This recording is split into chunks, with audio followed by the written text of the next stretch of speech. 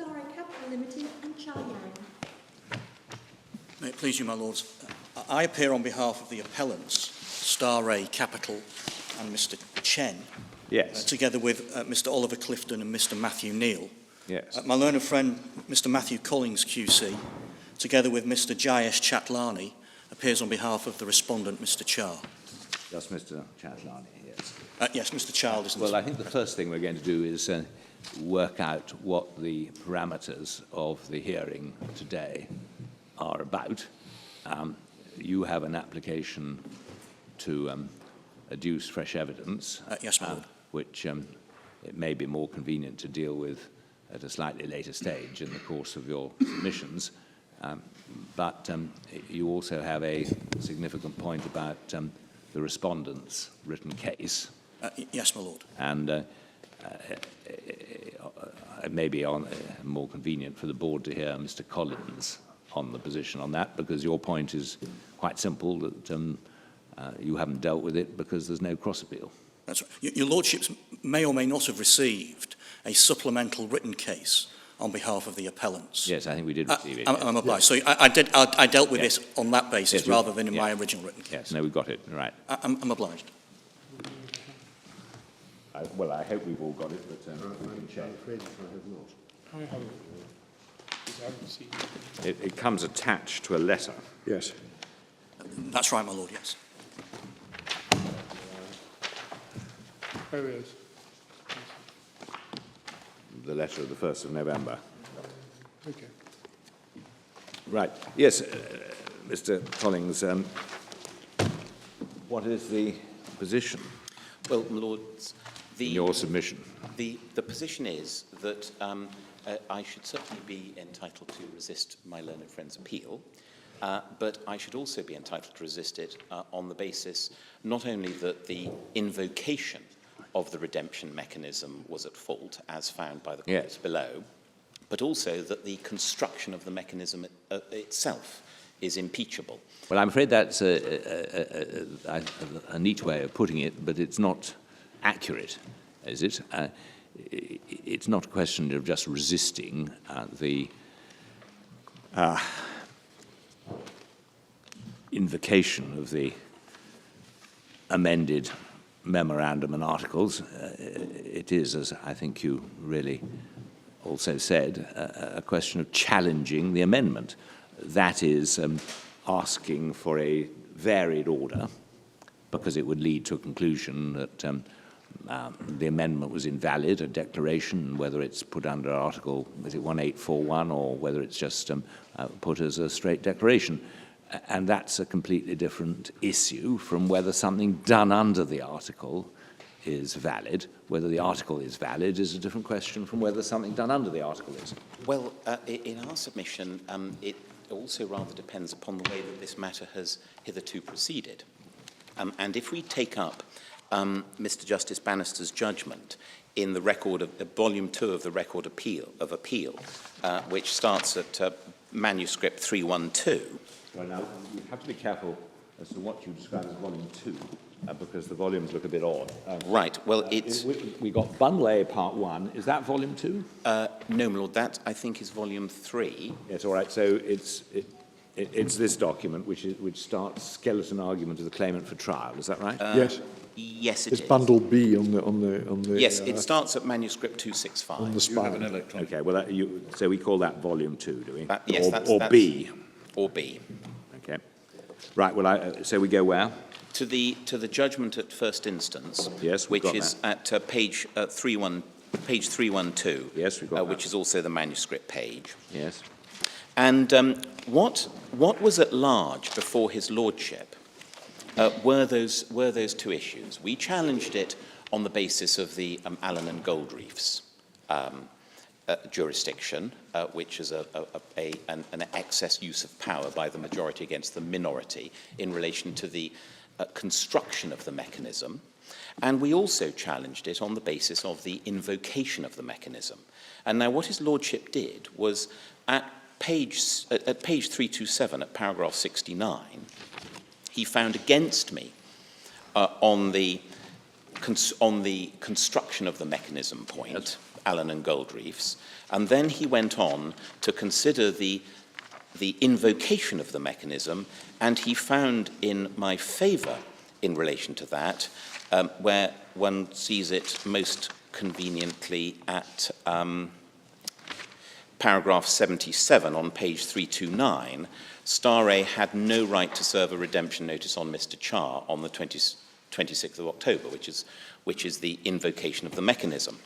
What his lordship then did was to say that at paragraph 90, Mr. Char was entitled to an injunction to restrain Staray from proceeding upon the redemption notice of the 26th of October.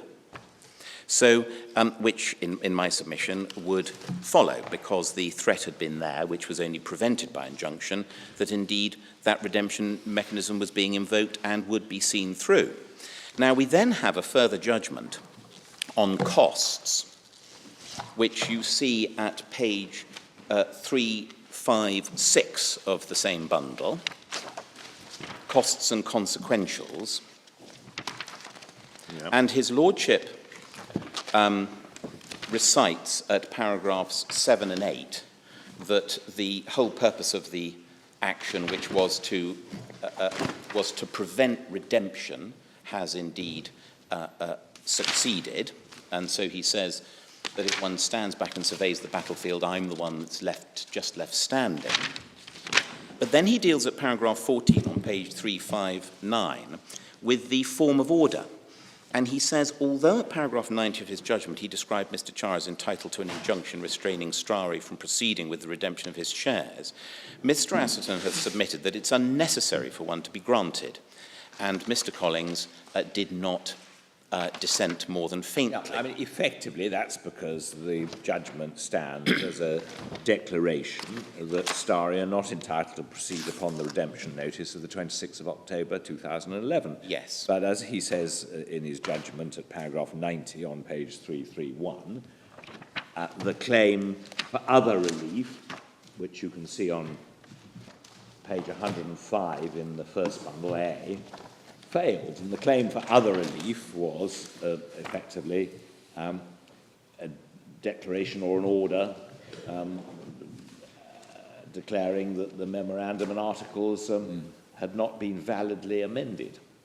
Well, and if you got that, that would have been a completely different result from the one you got. It would have been a completely different sort of declaration by the judgment. And you're now seeking it. Well, what then happened was that this matter went to appeal. Yes, and you sought both on appeal. To the ECCA. Yeah. And both matters were then again at large before the ECCA. Yes. We served a counter notice of appeal. Right. But it was, in our submission, more in the nature of a respondent's notice in relation to this issue. There were a number of other points where I was seeking a specific order. For example, we sought a specific order in relation to the regulation of the affairs of the company, which is a form of relief that can be granted. And well, there's no getting away from it. You served a counter notice, and that's what you have not done in this court. But, my lord, it depends what a counter notice entails. If it's a counter notice which is in the nature of a cross appeal, then I would accept what your lordship says. But if it's a counter notice which is in the nature of a respondent's notice, I would not accept what your lordship says. Well, of course you're right about that, but it must be in the nature of a cross appeal, mustn't it? Because it's seeking a completely different relief, namely a decision that the amendment of the Memonarts is invalid. Well, it isn't actually seeking a completely different form of relief. The only thing that we were seeking in the Court of Appeal was that the appeal be dismissed, because we've already got to the position that an injunction or any other form of relief is either unnecessary or inappropriate. And in the Court of Appeal, as indeed before your lordships, we're not seeking anything else. We're not seeking anything. We didn't seek anything other. And I'm certainly not seeking anything other before your lordships than the appeal be dismissed. I'm not actually seeking to appeal. I'm seeking any other form of order. Well, you're seeking that the appeal be dismissed because the Memonarts have not been validly amended. I am indeed seeking an order that the appeal be dismissed on the additional ground that the notice that was served is not only impeachable per se, but it's impeachable because the whole construct is impeachable. Or because it was put through in bad faith. It was put through, yes, it was put through as an abuse of power. For a collateral purpose. I'll come back to that in a moment, my Lord, because I have chanced my arm a little and enlarged the scope of this appeal, or sought to enlarge the scope of this appeal yet further, and that's a different issue, and I'll come back to that. Can we decide this issue without forming a view about the motivation behind the change? Well, you mean decide the issue of material misrepresentation?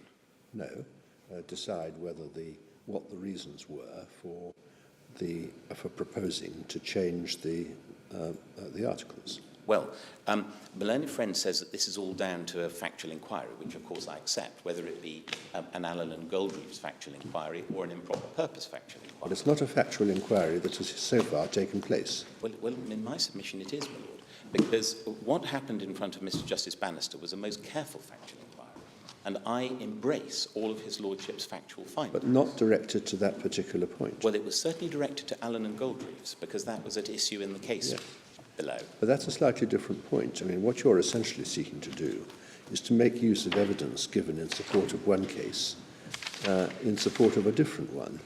And that's something which, we would have to be satisfied that if the point you now wish to take had been taken at trial, the evidence would have taken exactly the same form. I see that, my Lord, and one might fall into exactly the point that the unsuccessful respondents fell into in JKX because of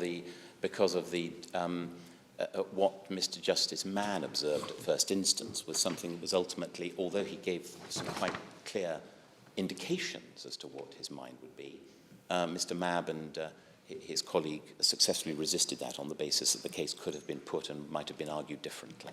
Yes. I see that, my Lord. But that only goes to my attempt to widen the scope of this appeal to embrace improper purpose and the debate around Howard Smith and JKX. It does not go to Allen and Goldreeves, which was squarely before the judge at first instance.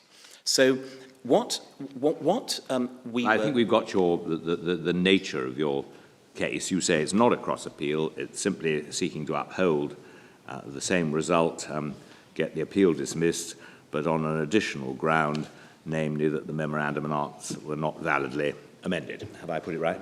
That's exactly right, my Lord. And we'll obviously want to. And we therefore don't seek any order from this court other than the appeal be dismissed, because my client has been able to enjoy his shareholding since Mr. Justice Bannister's judgment, and if the appeal is dismissed, doubtless he will continue to be able to do so.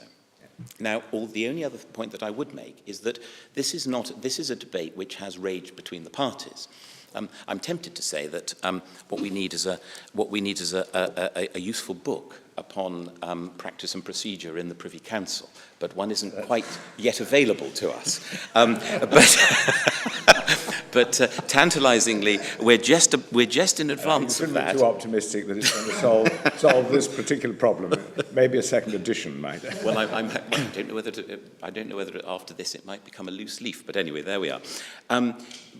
This was a matter which raged to a certain extent between the parties, because at this point was taken about the need for a cross appeal, and the point is that a cross appeal, we're really asking for some different form of order, and we're not asking for a different. Well, you are in a sense. I mean, the curiosity, as quite often happens, is that we don't appear to have an order reflecting Mr. Justice Bannister's original decision, but we have as good as an order, don't we, in paragraph 90 of his judgment, which I referred to a moment ago.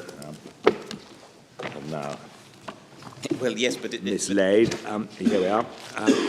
Well, yes and no. He there carefully goes through the prayer, which you find on page 105. Yes. And he identifies which bits he's effectively accepting, and he's he says, for the reasons given, Mr. Charr is entitled to an injunction. Well, he later changed that and That's said right. that effectively the judgment stands by itself as a declaration.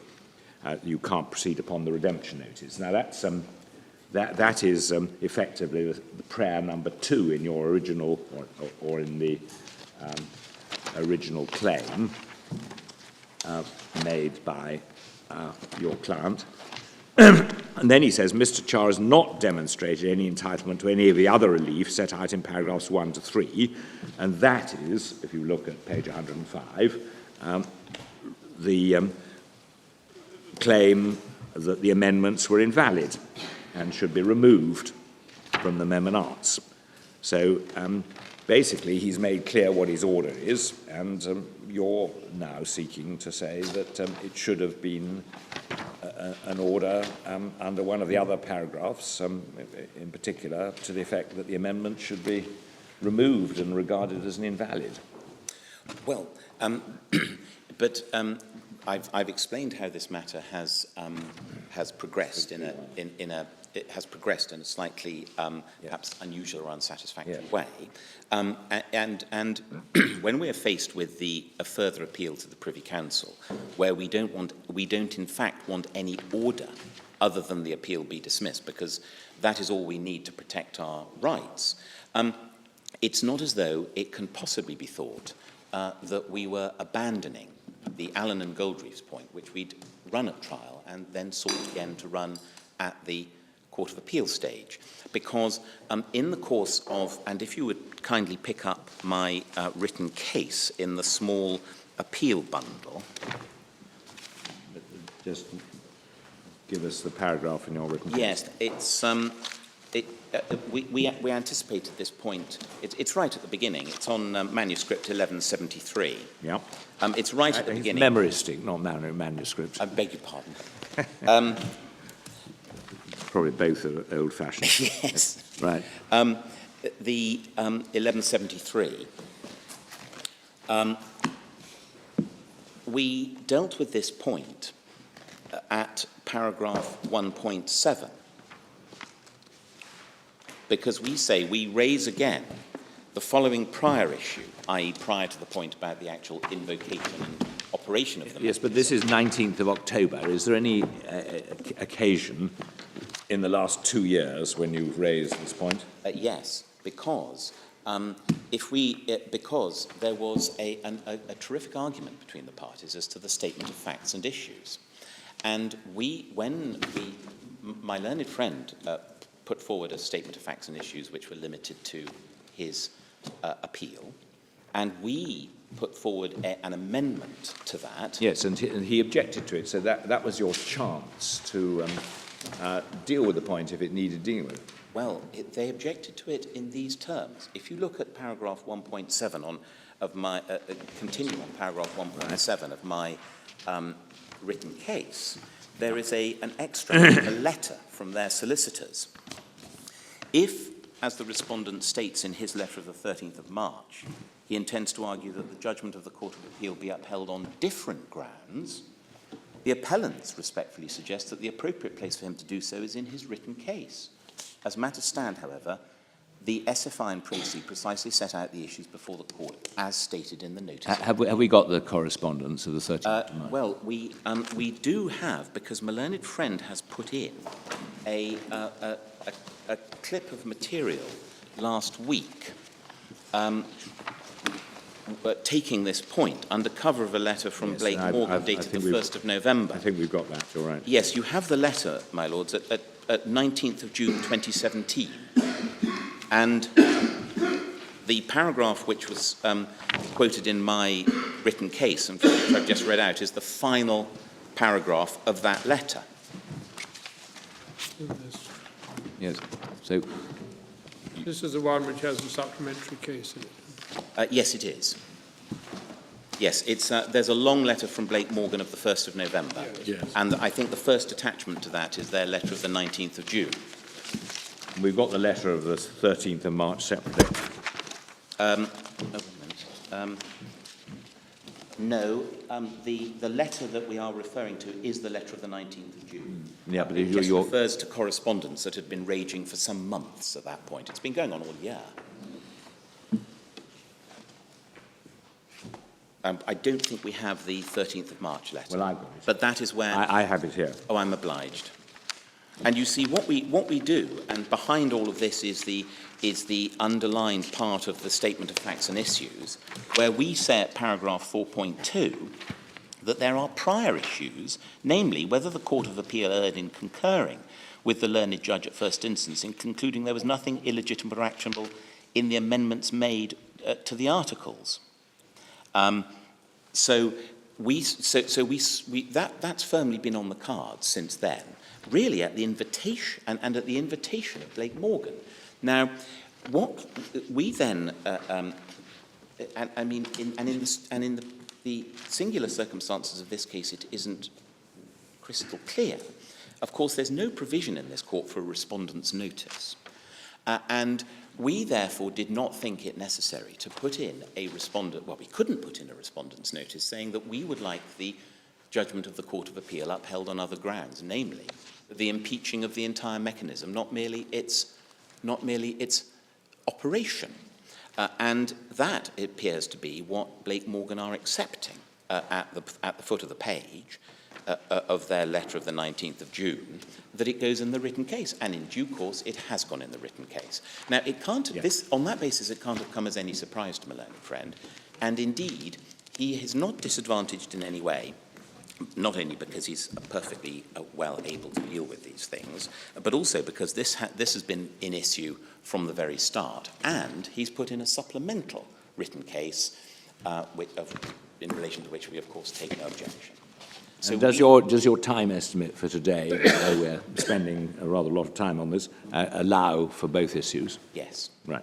Well, I think we probably better, if that's all you want to say, we better hear Mr. Atherton agree. We better hear. Yeah. I'm obliged, my lord. Well, with respect, I don't accept anything that Mr. Collins has said. Just taking up Lord Mance's last point, the timetable for today was fixed on the basis that there was one substantive appeal, which was my appeal against the judgment of the Court of Appeal. What Mr. Collins is seeking to do is to pursue a substantive appeal against the determination by the Court of Appeal and by his lordship. All the authorities that he sought to rely upon at first instance in the Court of Appeal are before your lordships. He's seeking to run the argument which he lost on, to the effect that the change in the articles of Staray were not adopted bona fide for the benefit of the company as a whole. Now, that does require a factual inquiry. It requires a rehearsal of matters that were before the judge. It requires your lordships to determine effectively, if you were in favour of my learned friend's submissions, that Mr. Chen acted with a lack of probity. Now, the judge specifically found, at first instance, having heard the witness, that there was no malice, no spite, nothing which could invalidate the determination or the binding of the minority by the majority shareholder. He found expressly that the circumstances in which the article had been amended were bona fide in the interests of Staray. And by essentially a subterfuge, my learned friend is seeking to say, well, I'm not really seeking an appeal. I just want to argue further terms as to why the resolution was invalid. But he had that chance at first instance before the judge, and he had that chance before the Court of Appeal. A little bit of history, my lords, if I might. Interim injunctions were obtained by Mr. Charr on the basis that he was seeking relief under section 1841, Yes. essentially the unfair prejudice provisions. Yeah. What the judge ultimately found was that there was no unfair prejudice or anything else which fell within the relevant section, which would give the court jurisdiction to grant relief under the relevant section. And therefore, that was one of the reasons why the judge ultimately concluded that he couldn't grant an injunction, a final injunction, because he had no jurisdiction to do so on the basis of the statutory power which had been invoked. Similarly, as your Lordship, Lord Mance also said, it was because the determination that the redemption notice was invalid, that it couldn't be relied upon, so there was no need for an injunction. It was simply not possible to rely on that. And the reason it wasn't possible to rely on the redemption notice was because, as the judge had found, there were no material misrepresentations made by Mr. Charr in obtaining his shareholding. But I think we've got the difference between the different arguments. Mr. Collins Yes. describes them as different grounds for coming to the same result. Assuming we've got that difference and how you analyse it is a matter we may have to consider. What about Mr. Collins' argument that you've had notice of this and that there's no prejudice and so on? I mean, you made a point about time already. Yes, of course. What else? Could I just make one point in terms of history? Your Lordship referred to page 105 of the record, Yes. which was the prayer for relief Yes. in the statement of claim. What your Lordships may not have picked up is that subparagraphs 4 through to 17 of that prayer were struck out by consent, by order of the court. That order appears at page 263. Wait a minute. No. Subparagraphs, sorry. I'm sorry, subparagraphs 4, Yes. inclusive 4 through to 17, Right, yes. were struck out by consent. When? By order of the court, which the order appears at page 263 of the record. Your Lordships, just bear with me a moment. Well, that's reflected in the judgment, isn't it? Because the judge said the further relief was all abandoned. That's right. Yeah. Your Lordship's quite right. So we're only concerned with 1 to 3, but this is all about 1, isn't it? Yeah, this is all about one. Yes. Yes. Not 4 to 17. No. But just so your Lordships weren't under any misapprehension. Right. As regards the point about prejudice, well, anticipating that your Lordships would ask me that, I sought to deal with Mr. Collins's case in my supplemental written case. But we've never accepted that what Mr. Collins was doing was legitimate. If your Lordship have the clip which contains the letter from Blake Morgan of the 1st of November 2017, which also includes my supplemental written case. Yeah. The attachment to that includes the letter from Blake Morgan of the 19th of June, and there's an attachment to that, which is observations on the amendments purporting to be made to the précis, and in particular the agreed statement of facts and issues. And if your Lordship could kindly go to Yes, you said didn't appeal the court's findings. That's right. And then That's your solicitors, isn't it, Blake Morgan? Yes. That's right. Yeah. And similarly, in relation to, as your Lordship see, the agreed statements of facts, there are a number of comments at 2.1, 2.2 and 2.3, and specifically on 4.2. Right. And we simply say that it's entirely inappropriate in terms of procedure for a substantive appeal to be raised by way of an attempt to insert, which in my submission, on the plain reading of the insertion, or the attempted insertion of paragraph 4.2, is an attempt to raise a substantive appeal. Sorry, paragraph 4.2 of the draft. Of the draft what? Agreed Statement of statements of facts and issues. my Lord. I don't see any 4. Oh, I see 4.2. Yeah, this is the addition. Yes, I'm with you. I'm with you. Thank you. Yeah.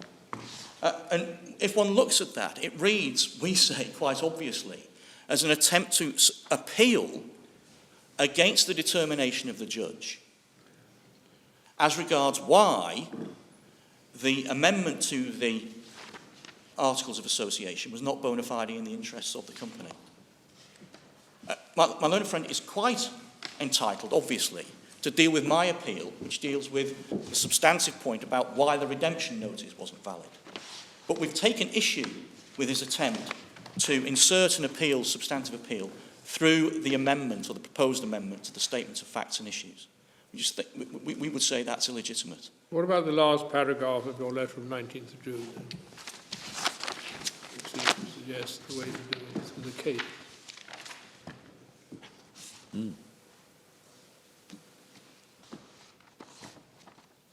Well, to be fair, I don't think it was understood what it was that was being sought to do. If, and I don't accept this is what my learned friend is seeking to do, if a party is seeking to put forward to this committee reasons why the judgment should be remain the same but for different reasons, then one can address that simply in the written case. It's just much further than this. Even my learned friend admitted he was widening the ambit of the appeal.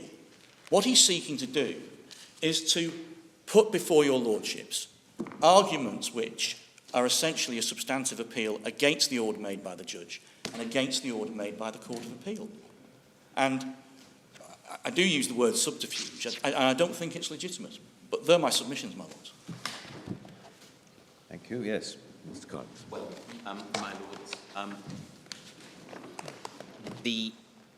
the point at which I accepted that I was trying to enlarge this appeal related to improper purpose, and following observations from their lordships who have been, well, nearly all of your lordships have been involved in the leading case on the matter, JKX. I think it's a matter which I shall be in some difficulty pursuing, it not having been pursued hitherto, and in particular not at trial. However, I'm not enlarging the scope of this litigation in relation to Allen and Goldreefs because it's been at large from first to last. No, and that's a highly factual inquiry. We'd have to go through the evidence and... Allen and Goldreefs? What would be the issue on that? Well, the issue on that is simply that where I took your lordship to the finding of the judge, where he said that this was not an extravagant or oppressive amendment in the circumstances, is just simply wrong on its face, in the light of the facts which he found. And that's all I will be doing. But is that good enough for you? I mean, this is an oppression jurisdiction, which also requires bad faith. Well, and the judge, as I understand it, didn't address the bad faith issue of fact because he was satisfied it wasn't oppressive. Well, if that is the case, well, what the judge said was, by itself, the amendment is not so oppressive or extravagant as to cast doubt upon the bona fides of Mr. Chen. That's what he said. So he dealt with this point in a rather, we would respectfully submit, a rather theoretical point. If one looks at this amendment... Well, doesn't it follow from that he was saying it wasn't bona fide, it wasn't mala fide either? He does say the charge of malice falls away accordingly. Yeah. As I understand it, what he is saying is you need to show two things. You first of all need to show that this is objectively oppressive, and secondly, that it was undertaken mala fides. And the judge concluded that the first of those tests, having been failed, the second one, as he put it, fell away. Well, in which case, if I'm able successfully to challenge his finding in relation to oppression and extravagance, which in my submission I am... You then face the next hurdle, which is showing mala fides, yes, which is a rather sensitive factual inquiry about people's state of mind. Well, but what one does in relation to this jurisdiction is one looks at whether there has been an abuse of power, applying the legal test. And there are perfectly good indications in the authorities that this sort of expropriation falls precisely into that. If I am successfully able to challenge the view that looking at it on its own, without reference to the surrounding facts, it's not oppressive or extravagant, which I do challenge on the basis that looking at it on its own, it is oppressive and extravagant, and in any event, if you take into account the facts he's just found, it certainly is, then Mr. Chen is amenable to this jurisdiction. And I don't think it requires... What you say, even if it's bona fide, it would... or should fail if it's oppressive. Well, the authorities deal with and this goes to many aspects of company law. You can't have somebody saying that who may indeed be doing something perfectly honestly, but quite wrongly, and that isn't an answer in all the circumstances, because you are entitled to gauge a person's apparent bona fides. And in the circumstances of this case, what we say, going back to the very heart of the test, which is an abuse of power, is that this power was plainly used by an 80% shareholder against a 20% shareholder to expropriate his shares against his will for no good reason, in fact for bad reason. And if that doesn't fall within this line of authority, then the line of authority really serves no useful purpose at all. And it is true to say that there aren't that many cases in which this has been employed successfully. I accept that. But there are some. My Lord Briggs has had one. They are very fact sensitive. Of course, I accept that. But his lordship found all the facts. I'm not going to stray outside his lordship's finding of fact and all the chronology and so on and so forth. All that I say is that when you apply the law to the facts, he got it wrong. And I'm asking your lordships to apply the law to the facts and come to a different conclusion. Right. We'll go out and let's see where we are.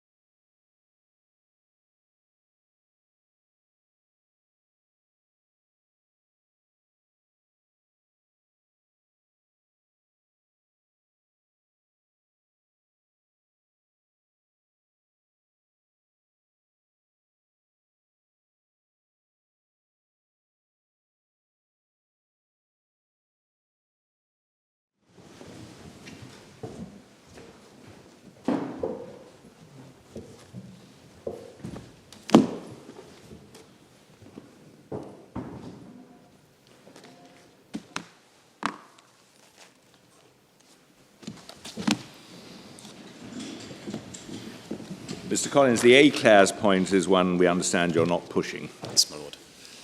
I think on the basis of the submissions we heard, what we'll do is technically reserve a judgment on or a decision on this. We'll hear the argument on the other points, de beniesse, and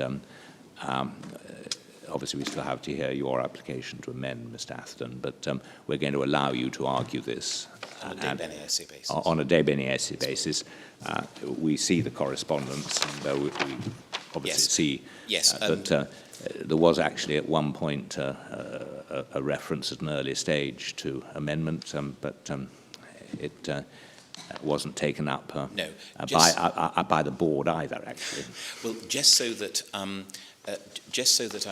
the purity of the arguments on the substantive issues aren't polluted by further procedural argument, I apologise if we took Rule 25 of the committee's rules somewhat too literally, because... Rule 25 of our rules? Yes. I don't think you've got them in any... Oh, you've got them in your own. We thought that we were in one. Yeah. Because of the... Yes, well, I think this is I think and not what we have in mind is that the rule is perhaps not as clear as it might. And not in two, because we didn't want to vary the order appealed from. But we've got your... Yes, I'm just that was... We're going to reserve a judgment on this, but we're going to hear your both de beniesse. Very much obliged. But you've indicated there's one point not going to be pursuing. Thank you very much. Yeah. I'm grateful, my lords. Right. Subject to what your lordships have heard, we say that the points on my appeal are a very relatively narrow ambit. Yes. There was a meeting on the 20th of March. Well, I hope they're going to be of considerably narrower ambit also on the cross-appeal or respondent's notice, whichever you call it, yes, whichever it proves to be. Yes. Yeah. There was a meeting on the 20th of March 2010, which was a Friday, that may have some resonance, between Mr. Cha and Mr. Chen. And I don't think it's in any way controversial that the purpose of that meeting was to discuss a particular project involving mining in Canada. And Mr. Chen was essentially looking to see whether or not Mr. Cha had the sufficient expertise and knowledge and experience to act as general counsel to Staray, and was qualified to give legal advice to Staray in the context of its involvement in this project.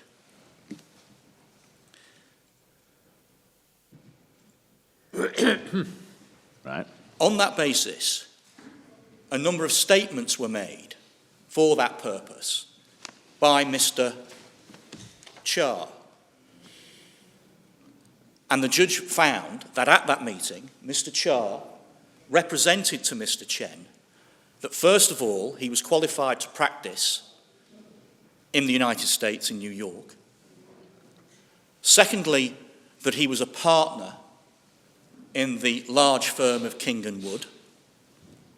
And thirdly, that he was entitled to practice law in the People's Republic of China. Now, at first instance, the judge found, we say, that there was no misrepresentation as to Mr. Cha's ability to practice law in New York. Don't we have to be careful with words? You said qualified to practice a moment ago, and you say ability to practice now, and elsewhere we I'm see sorry. license to practice, Yes. an alternative. Matters which we're talking about, doesn't it? We say that the representation was that Mr. Cha said he was qualified to practice Yes. the law of New York and to practice in New York. And of course the issue is, in fact, Mr. Cha had no license to do either of those things, and we'll come back to that. But the judge found that notwithstanding the lack of a license, that statement made by Mr. Cha was not a misrepresentation, although the judge did find that Mr. Chen relied on that statement. So the issue in relation to that particular representation is whether or not it was in fact a misrepresentation. And if it was, we say because the judge found that it was relied upon and the Court of Appeal did not demur from that finding, then it must have been a material misrepresentation. In relation to the other two statements, That assumes that the test for materiality is, at least to some extent, subjective. yes. Secondly, It also assumes a certain understanding of the representation, doesn't it? If he only relied on it in the sense that he wanted someone who had the qualifications, then he may not have been interested, Mr. Chen, even if you look at him subjectively, in whether the qualifications were actually accompanied by a current license. well, I mean, if you assume that he relied on it in the sense that qualifications included a current license, then of course you're right. Well, the latter we would do assume that he expected him to actually appear in court, because you wouldn't be actually practicing law simply by giving legal advice on New York law within the board. On the other hand, you clearly would be if you appeared in court. Well, I think it was anticipated Mr. Cha would be able to provide the full service of a US attorney or a New York attorney to Staray and Mr. Chen. And your lordship's right, but one of the crucial pieces of evidence are the terms in which the relevant New York court withdrew Mr. Cha's license and what the consequences of that are. Because, as we'll see in terms, it means not simply that Mr. Cha cannot appear in front of any tribunal. He is not entitled to give any advice in relation to the law of New York. Well, by way of practice of law, but I mean, if a director gives the benefit of his legal knowledge to his fellow directors, is that giving advice in the sense meant by that provision, which is concerned with eligibility to practice? Well, we'll go to the relevant document, my lord. In addition, it precludes, according to the order, him operating as an agent for the purposes of practicing or giving advice in relation to the law of New York. And of course, Mr. Cha is being retained and in return is receiving 20% of the company as essentially Staray's general counsel. What was the terms of the order, the New York court's order, before the judge? Yes, my lord. But he makes a finding about the withdrawal, which seems to suggest it has something to do with failure to pay fees. Correct. It may have been expressed in the most stringent terms, but if it was really only just an argument about fees, it's not quite so significant. Well, my lord, what happened was Mr. Cha did not pay the requisite fee to retain his license to practice, and the court therefore withdrew his license to practice. The judge did find that it was merely in order to recover the license, if I can put it that way, to have it reinstated, all that was required was for Mr. Cha to pay the fee. Now, that's not quite right, because there may be a further impediment or further obstacle to recovery or the reinstatement of the license.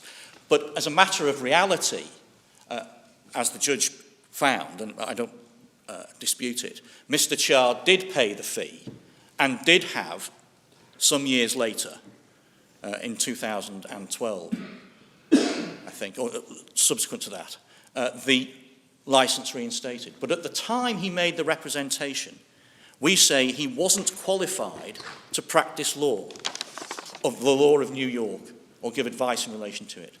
Much in the same way, my lord, if I can personalise it, to me saying I am qualified to practice as a barrister in England, if for whatever reason, for example, I've lost my licence to practice, my certificate to practice, because I don't have enough CPD points, or because I haven't paid my fee to the Bar Council, I wouldn't be entitled, or I could make the representation, but it would be a misrepresentation.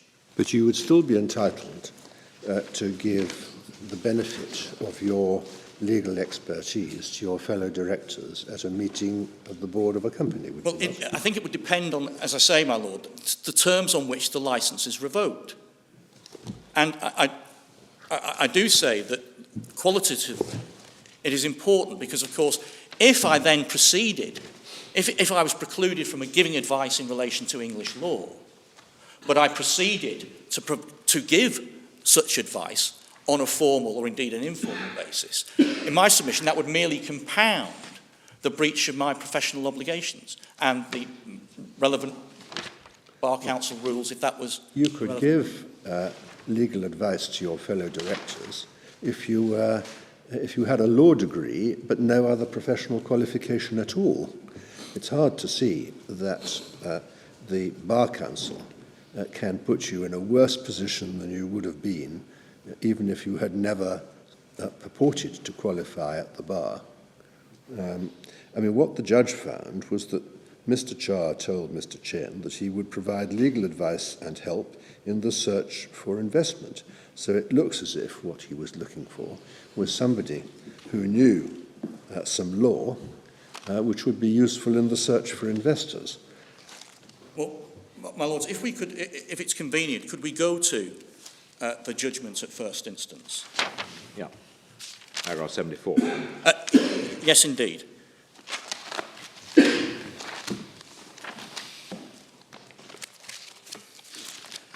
But if we could, in order to build up the picture in relation to the other representations we say are relevant, if your lordships could kindly go to page 314, where we pick up the judgment at paragraphs 8 and 9.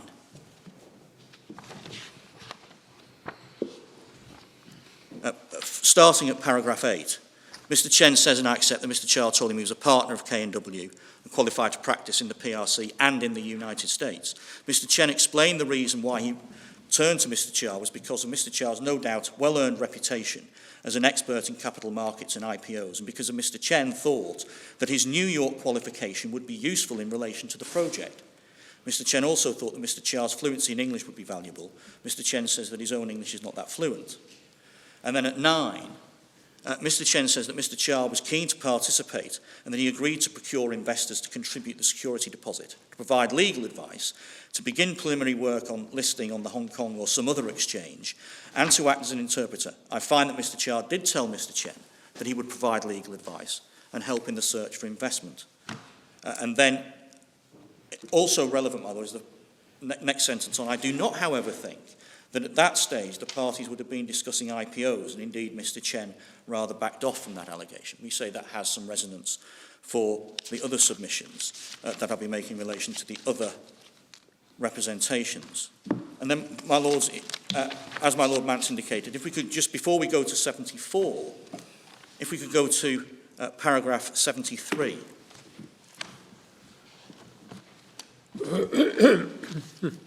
Which just sets out the judge's understanding of misrepresentation to be material. It must be shown to have been relied upon by the representee. And then 74, if your Lordships, it's probably quick if your Lordships read that paragraph to yourselves, paragraph 74 at page 328.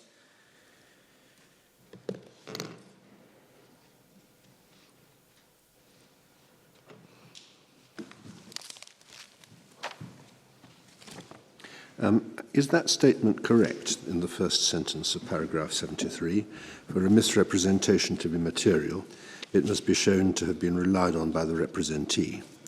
If you look at this in ordinary common law terms, there are two requirements which are not identical.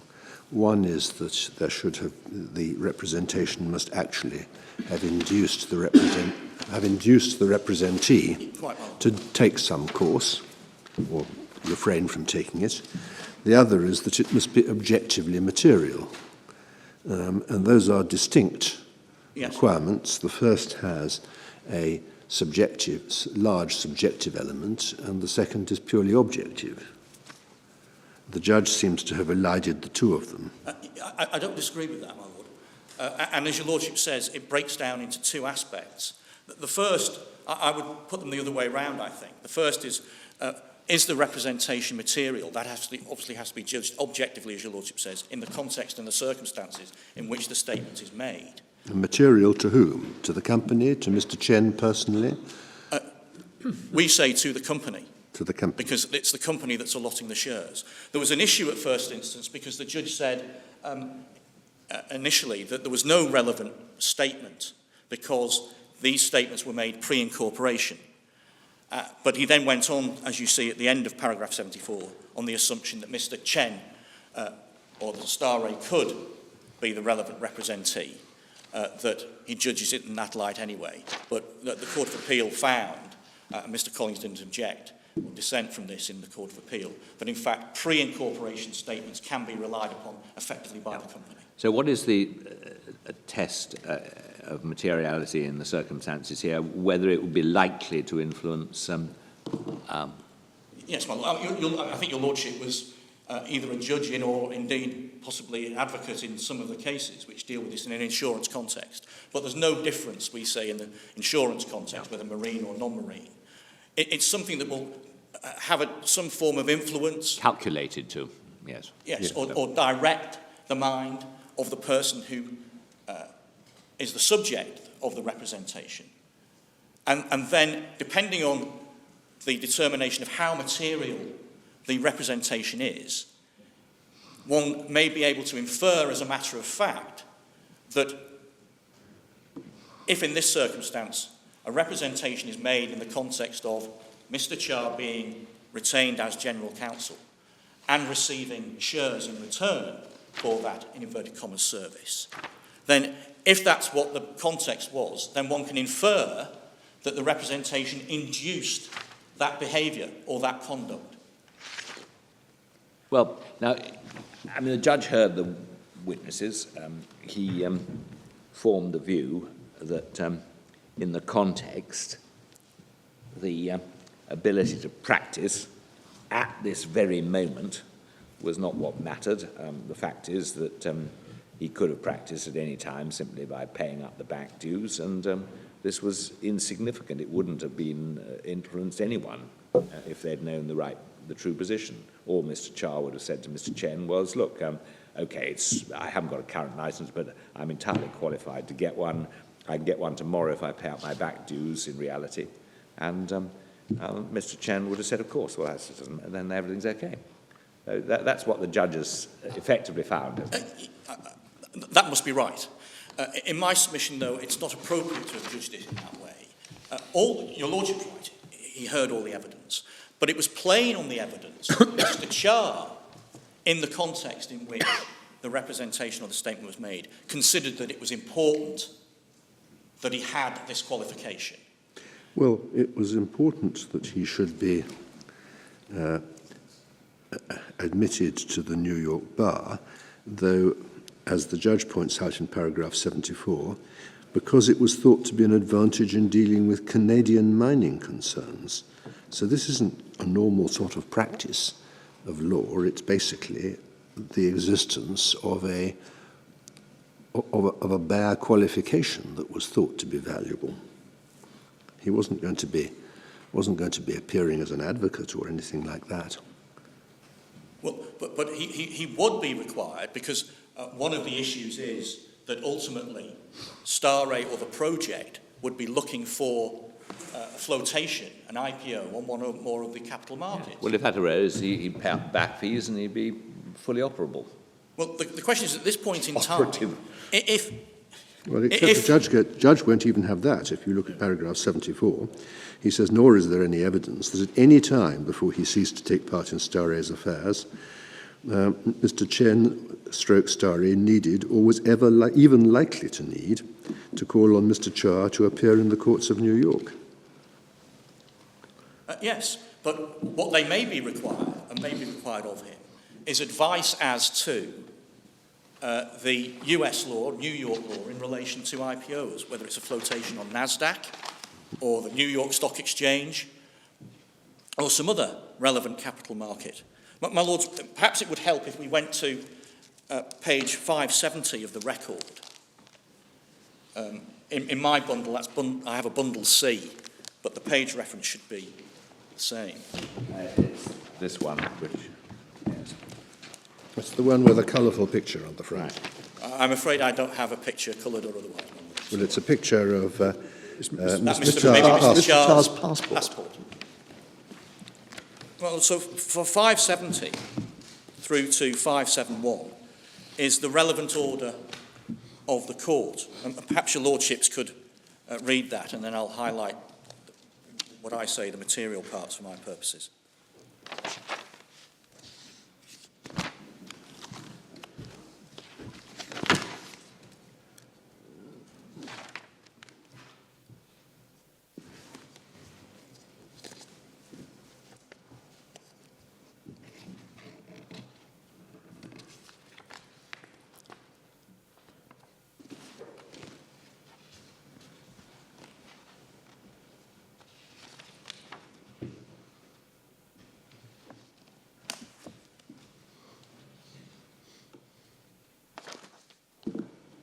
And you say that the penultimate paragraph of that precludes Mr. Cha from giving the board the benefit of his legal knowledge, do you? Yes, my Lord, I do. So that he would in fact be worse off than somebody who had got a law degree but never sought to be admitted to the bar. Yes, because he is licensed as an advocate or licensed as an attorney in New York, and that license has been withdrawn. And in the circumstances, because it's an infraction of the professional code, they are the penalties which he suffers. Well, I accept it's different. I beg your pardon. The giving of advice is forbidden as part of the practice of law. So one needs to decide, doesn't one, what constitutes the practice of law. One wouldn't have thought that this was a jurisdiction exercisable otherwise than in restricting the practice of law. And what I question is whether, using your legal knowledge within a board of directors, constitutes the practice of law. Well, in my submission, just looking at the words of the order, it would, and the particular paragraph that your lordship points to. No, if I'm a trustee, or probably though I'm not, if I'm a director of a board and I give some legal advice, I'm not practicing law then, I'm just using my legal knowledge to give some informal advice, which will usually be accompanied by strong advice. If they want to rely on it, they should go to some lawyers. Well, my lord, as far as I can push it, the paragraph says, from the practice of law in any form, either as principal or agent. So he'd be acting as general counsel for Staray, its agent, practicing law in this context. Well, does the judge make a finding about the general counsel? You used the phrase. Paragraph, I mean, it's accepted, I think, that the context is for Mr. Charr to become general counsel. So, for example, the giving of legal advice is referred to in paragraphs 8 and 9. Then at 18, there's dealing with a particular issue about business cards. Mr. Charr's business card, amongst other matters, referred to him as general counsel for Staray. So it wasn't really an issue before his lordship as to whether or not that's what Mr. Charr was. Where does that? Sorry, yes, I see. at page 316, there was a debate about the form of business card. And I can take your lordships to some of the cross-examination of Mr. Charr, where he accepts that general counsel was the role he was fulfilling.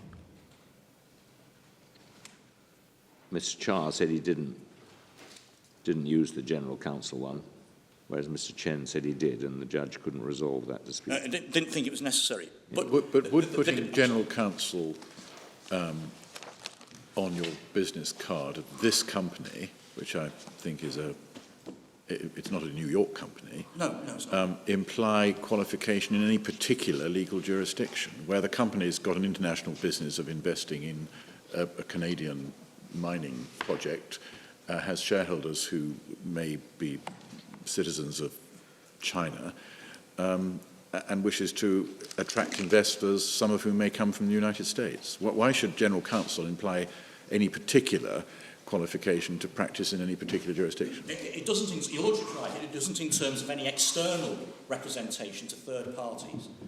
My point is that this was the role that Mr. Charr was fulfilling, and therefore was acting as an agent of Staray, and that is precluded. He's precluded from doing that by the terms of this order, insofar as it relates to him providing advice in relation to New York law. And I mean, that's not the representation that's relied on. The representation is one at paragraph 8, isn't it, the judgment.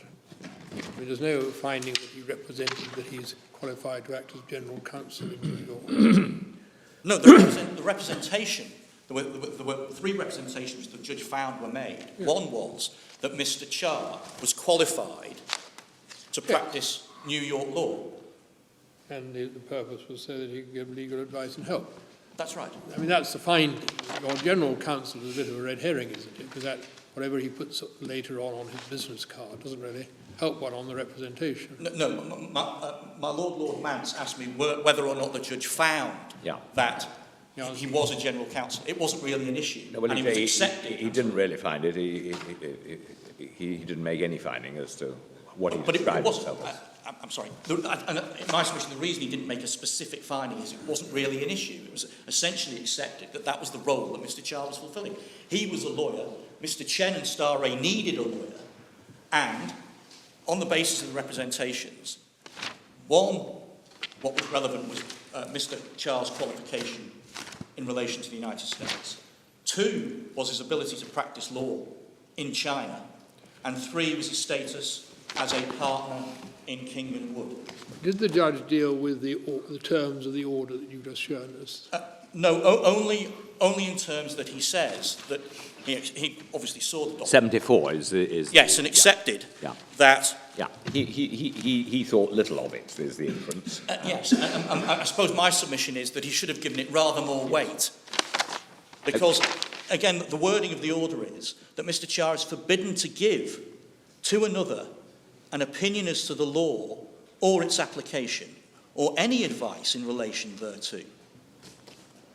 Now, I accept my Lord Sumption's point that, well, are you worse off because you're an attorney as opposed to somebody who simply has a New York law degree? In my submission, the answer must be yes, because this is dealing with an infraction of a professional code of ethics. So, for example, that's the punishment.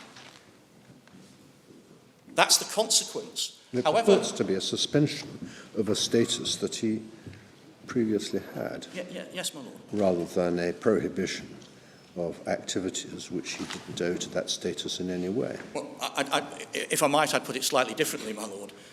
There is a suspension, with the consequence that follows from that suspension is the prohibition.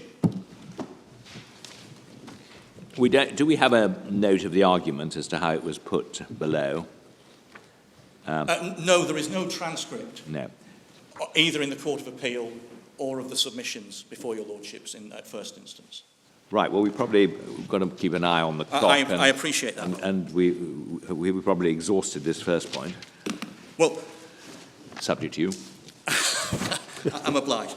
Could I just perhaps address your lordships as to, in terms of... We've got 2 other representations. I do. They will deal... I will deal with those relatively more quickly because, of course, they have been established as being misrepresentations. So the question then is simply in relation to materiality. Now, of course, in addition to this, it was accepted by Mr. Cha. He admitted that he wasn't entitled to practice the law of the state of New York, and that was at paragraph 19.2 of his amended reply, which your lordships will find at page 148. And he makes a similar admission at paragraph 13, subparagraph 2 of his 9th affidavit, which was one of the affidavits in support of the interim injunctions that Mr. Cha obtained. That's at the affidavit's at page 160. Yeah.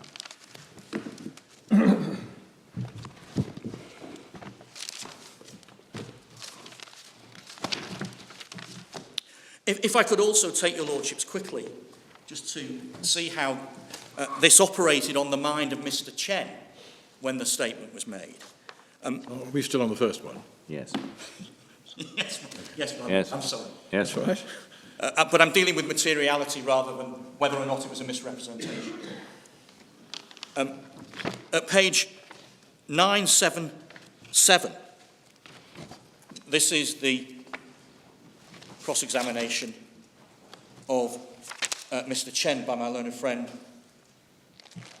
Mr. Collins. So, one question starts at 12, line 12. At this stage, I only intended Mr. Cha to act as my legal advisor on the project. Answer, in addition to wanting to be my general counsel, I also remember he said that he was someone well known in capital and money markets. And then the next question at line 20. So you didn't only intend Mr. Cha to act as your legal advisor. So Mr. Cha was to do more than merely act as legal advisor. Answer, yes, because in China I had lots of attorney friends, a lot of famous attorney friends over the page. But a lot of them, their English is no good, and in addition, a lot of them may specialise in litigation and not in capital money market. My recollection, and also the same information we found on King's website, talks about Mr. Cha is not only an attorney, also someone specialised in capital markets. In addition, I also remember that he is someone who has a US attorney licence, because this project, if this project's location is in Canada, if this project were located in China, I probably would not have sought after him. Now, I say that goes to the question of materiality. Plainly, the influence of Mr. Cha being a licensed attorney in New York is influencing Mr. Chen. Well, can we assume that the judge accepted everything that Mr. Chen had to say in his evidence? The judge has been rather cautious about how much of Mr. Chen's evidence he was prepared to accept. Essentially, on this point, it's the statements made in paragraphs 8 and 9, 73 and 74. Yes, ma'am. So, are you inviting us to expand the judge's finding by reference to the transcript? I'm not sure expanding. I'm suggesting that his lordship, with respect to him, didn't evaluate all the evidence that was available to him. But how are we to evaluate it? If the judge accepted bits of Mr. Chen's evidence but not other bits, how are we, who have never seen Mr. Chen give evidence, supposed to substitute some different assessment? Because, My Lord, in relation to this particular statement, leave aside whether it's misrepresentation or representation statement, the judge found that Mr. Chen relied upon it. Right. But the judge drew a clear distinction between qualified and licensed. Yes, my Lord. I find it difficult to see how, in the light of the judgment, the judge can have accepted Mr. Chen saying licensed, attorney license, in line 8 on electronic page 978. One goes to the fact of misrepresentation, whether or not Mr. Charles was qualified. I'm now trying to deal with the materiality point, and we say that as the judge was evaluating it, he accepted that Mr. Cha said he was qualified and Mr. Chen relied upon it and was influenced by it. That's my point in relation to this. Well, you're referring to 74. Mr. Chen's evidence was that he took Mr. Cha in because. Is that the primary? Yes, my Lord. Yeah. What does this passage That's paragraph 8 as well. What does this passage from cross-examination add? It shows that it was particularly important. First of all, the judge said it might have been bizarre, but it shows that Mr. Chen was actually influenced in retaining Mr. Cha and allotting shares in his favour, that Mr. Cha had a qualification in New York, and that if he hadn't had one, he wouldn't have retained him. But it might also be taken to say that the qualification in China was of little significance to him, because he seems to be saying that if the project were located in China, I wouldn't have sought after him. He seems to be interested in his New York, his ability to advise on the law of New York. That's your position, I take it. But you emphasise the word licence. Well, I'm not sure I necessarily have to emphasise the word licence, because here I'm seeking to deal with materiality. Mr. Chen is plainly influenced by the statement that is made by Mr. Cha. Yes, thank you. Then, my lords, in the same vein, if I could ask your lordships to perhaps go to page 990 of the record. Again, this is the cross-examination of Mr. Chen at line 16. Right. Page 990. The company operated on the basis of mutual trust and confidence between the directors. Then Mr. Cha says, I don't think it was just limited to mutual trust. It should also be functionality, this person's function. If it is based on just mutual trust, I could have had many other friends join the project. Because this Canadian project, this is a Canadian mining project, it may involve its functionality in the capital market in the future, and it qualified Mr. Cha Yang based on his experience and his legal qualification, because this project looked, and then there's an issue about what the word was, and then at 6 and 7, was located in Canada. And so that's corroborative of what Mr. Chen was saying in the earlier extract.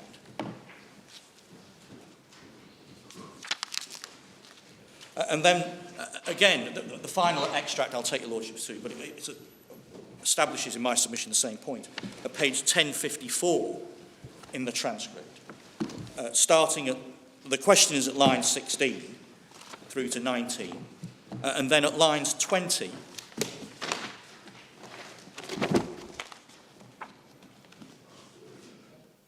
or 23, the answer. I've already emphasised in my previous statement the reason Mr. Chia participated in a meeting with Hoyoung.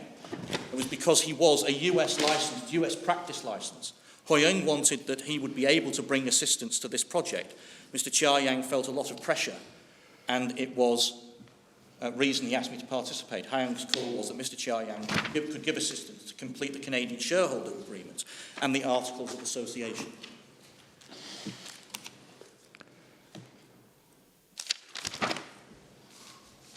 Right. Now, one more point, my Lord. I do beg your pardon, but one more point. No, you mustn't. We are obviously going to finish this case today. Of course. To some extent, you must pitch your submissions, but we don't want to cut you unduly short. No, I appreciate that, my Lord. This is the important, or the one you need to spend most time on. Exactly right. They're probably all equally important. Because I have a bit more to traverse in terms of whether or not it's a misrepresentation and whether or not it's material. If your Lordships have page 430,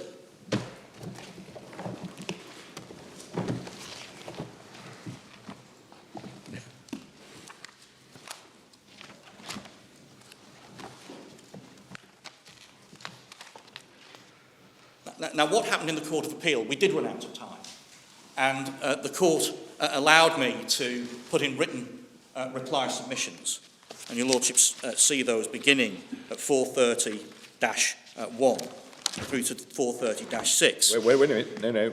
430. No, I go straight from 430 to 431. Yes. It sounds as if there may be some additional pages missing. There is an additional... Sorry, my Lord. No, we haven't got those. This is... We're in Mr. Collins's written submission. Yes, 430 is Mr. Collins, the last. That's right. Which then, says, I'm sure you may both be agreed on this. This is a simple case, it says. Oh, there is a 430-1, at least in my bundle. Yes. Where is that? Yes, The it follows, I think it follows 430. Well, it's probably on the electronic then. Yes. Right. Well, Yes, I'm on screen. I'm not using a computer, so... I'm not going to make any observation about any of that. Well, except that if you want to make some observations about some pages On that the are missing from my bundle, you might have to supply them to me. In electronic form, we have your closing reply submissions. Yes. So what are you saying about it? For my Lord Sumption's benefit, I'll ensure that you have a hard copy of the relevant... Me Thank too, you. please. For me as well. Of course, Lord Palmer. Absolutely. If I... Yeah. So, Right. So which bit are we looking at it, in it? I've got it now. then, I'd just like to quickly, because it's the responsive document I need to take your Lordships to, but 430-2, paragraph 9, and then, my Lords, paragraph 12. Wait a minute, we go to paragraph 9. I'm sorry. So that's just intended to deal with the retention of Mr. Chia as General Counsel, which is obviously relevant to this particular aspect. Then paragraph 12, at page 430-3, we say, and again, it was difficult because there was no transcript of the Court of Appeal. So halfway through that paragraph... Paragraph 12-3. No, paragraph 12, which is page 430-3. Right. So halfway through that paragraph, it was accepted on behalf of the respondent. It was important to Mr. Chen and Mr. Chia was able to practice the law of New York, that Mr. Chia had, as it was put, a North American qualification. And that's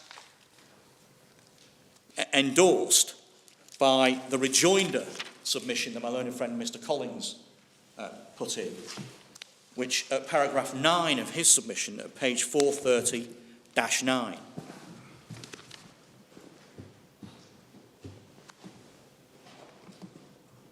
And at paragraph 11 in the same document, page 430-10, there's an acceptance that Mr. Chia's qualification in relation to New York law was material.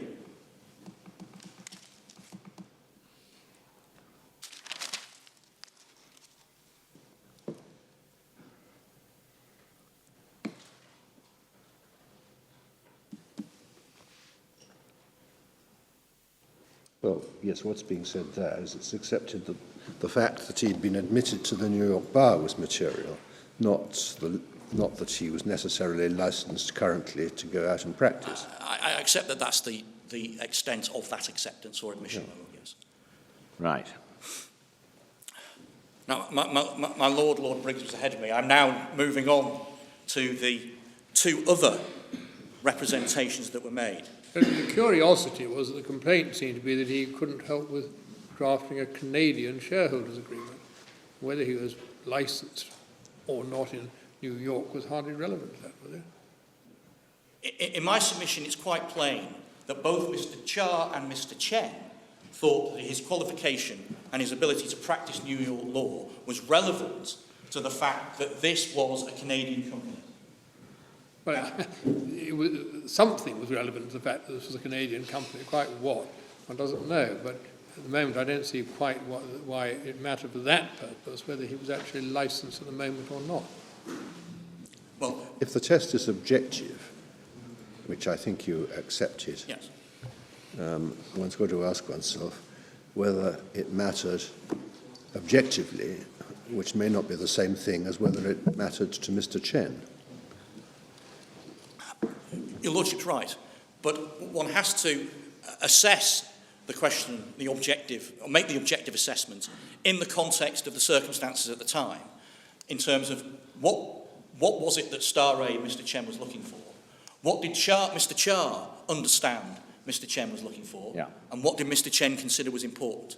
And if Mr. Chen's a reasonable man, he would draw the same conclusion as we would, or vice versa. But it depends what conclusion that your Lordship's proposing to draw. It's quite. In my submission, your Lordship should be drawing the conclusion Yes. that it was important to Mr. Chen that Mr. Cha was qualified to actually practice the law of New York. Yes. And the reality is, given that order, Mr. Cha was not able to provide the service that Mr. Chen was looking for. Right. That's what it comes down to. Right. Well, shall we go on to Yes, my Lord. the next 2 points? The other two representations are, first, that Mr. Cha was a partner in King and Wood, and the judge found that he wasn't. Yes. And we say that was plainly a misrepresentation. The judge found that it was, but the judge again didn't accept that it was material.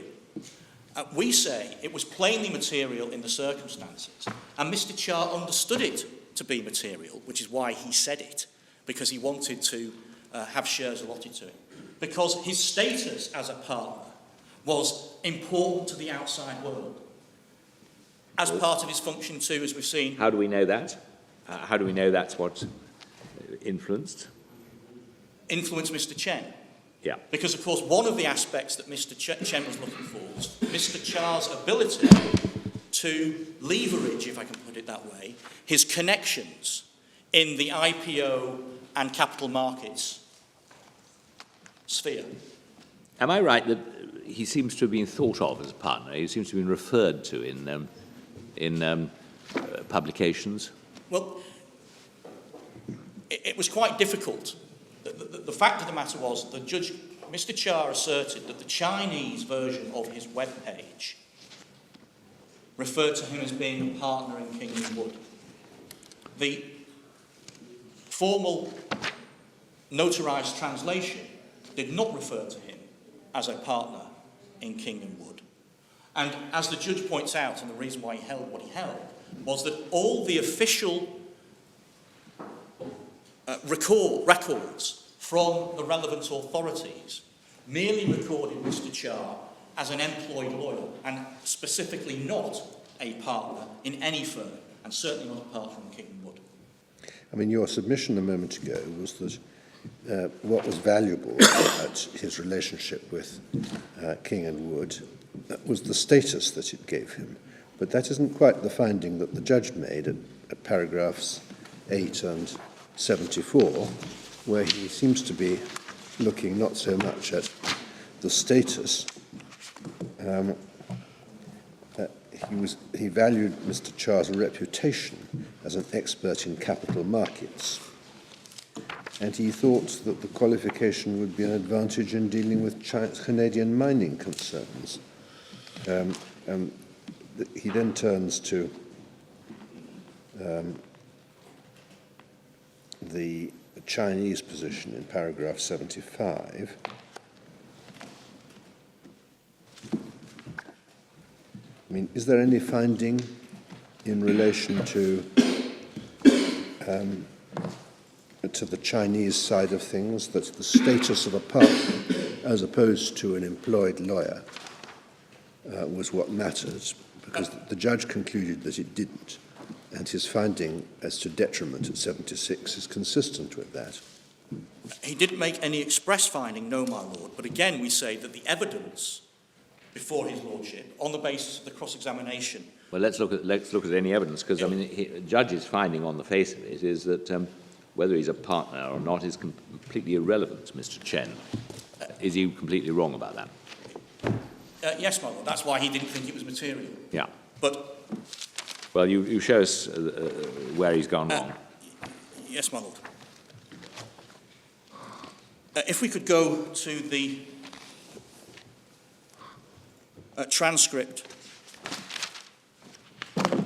at page 805.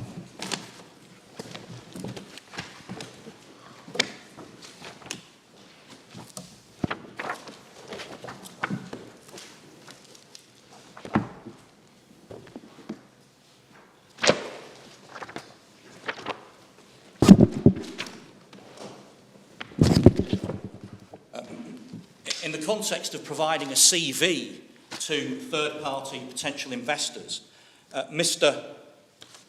Cha, well, it was important to him to make it plain that he was a partner in King & Wood. That's the, if your lordships look at page 805, beginning at line 18,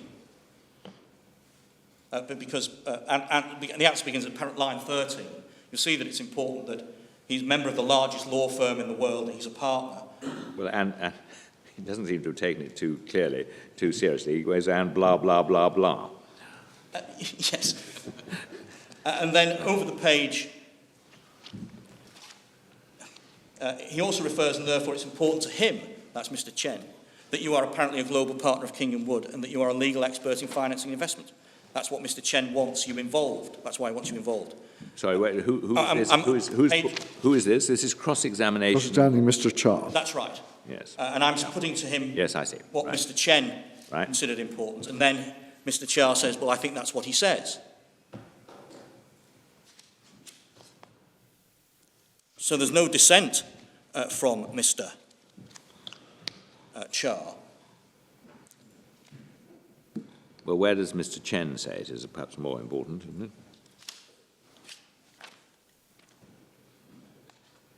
I think that's what he...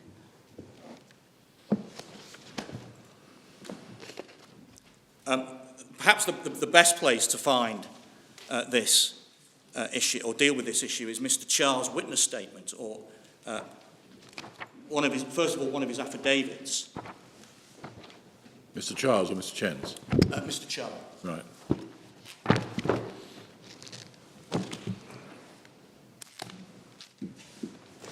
At page 36 of the book, it's paragraph 9 of Mr. Cha's affidavit of the 2nd of December 2011.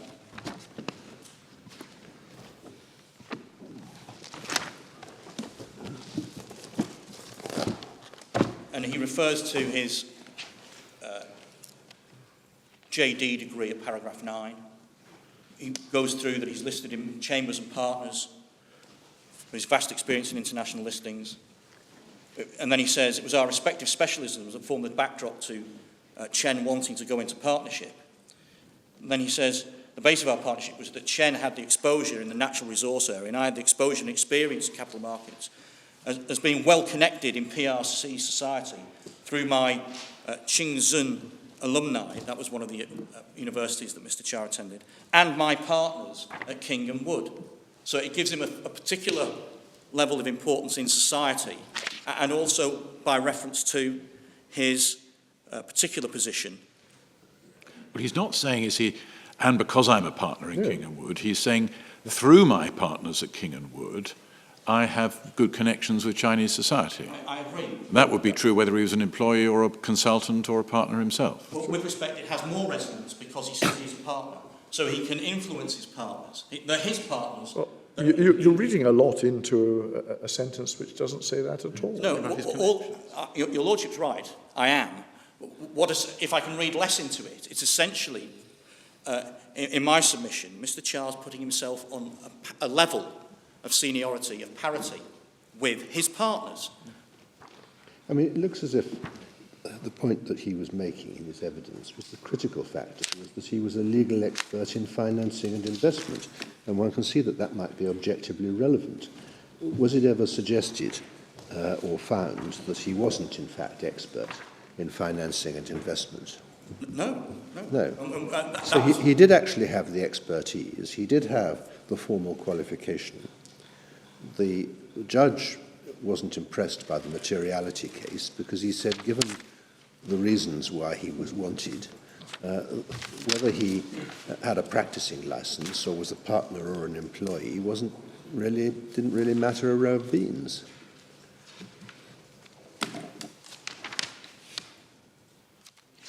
If your Lordships could just bear with me, if I can find it, there is a slightly better example of why it was important that Mr. Charles was a partner.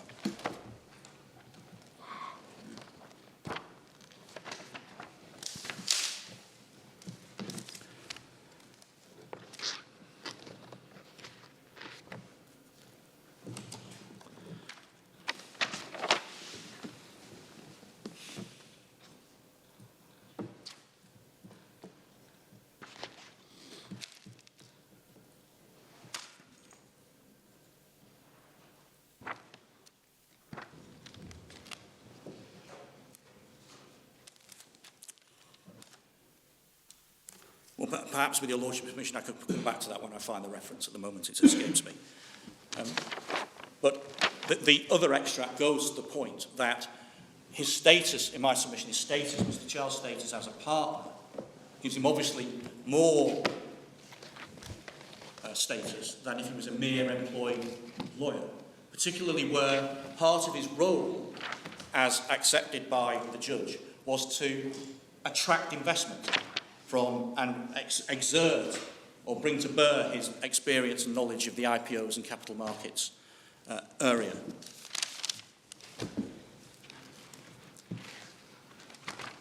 Now, as regards the qualification in relation to PRC.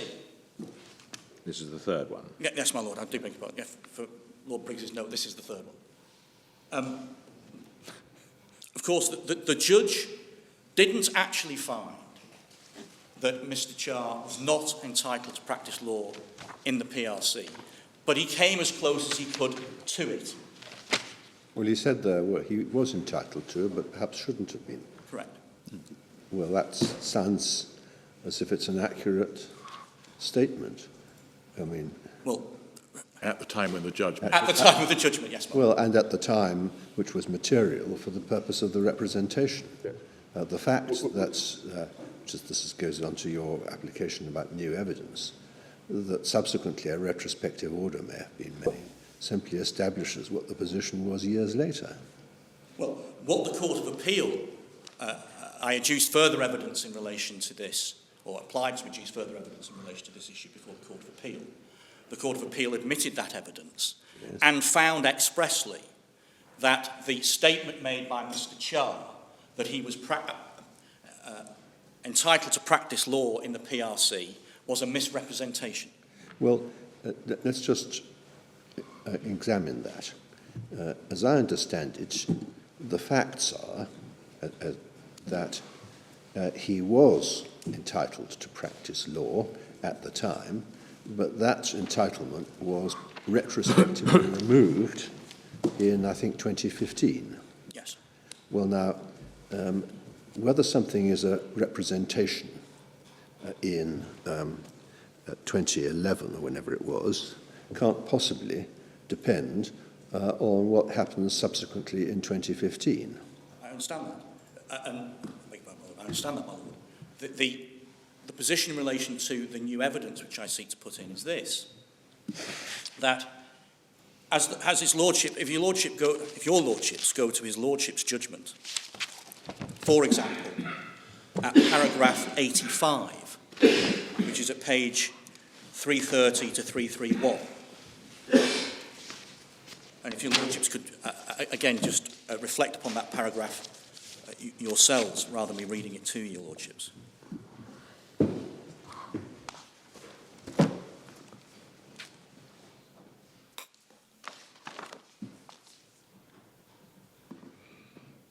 Which paragraph? I beg your pardon, my lord. It's paragraph 85, and it straddles two pages, 330 and 331.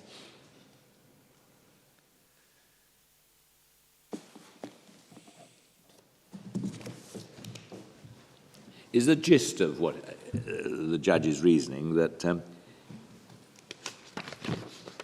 representation on its face was as to whether he was qualified. On its face, he was qualified, but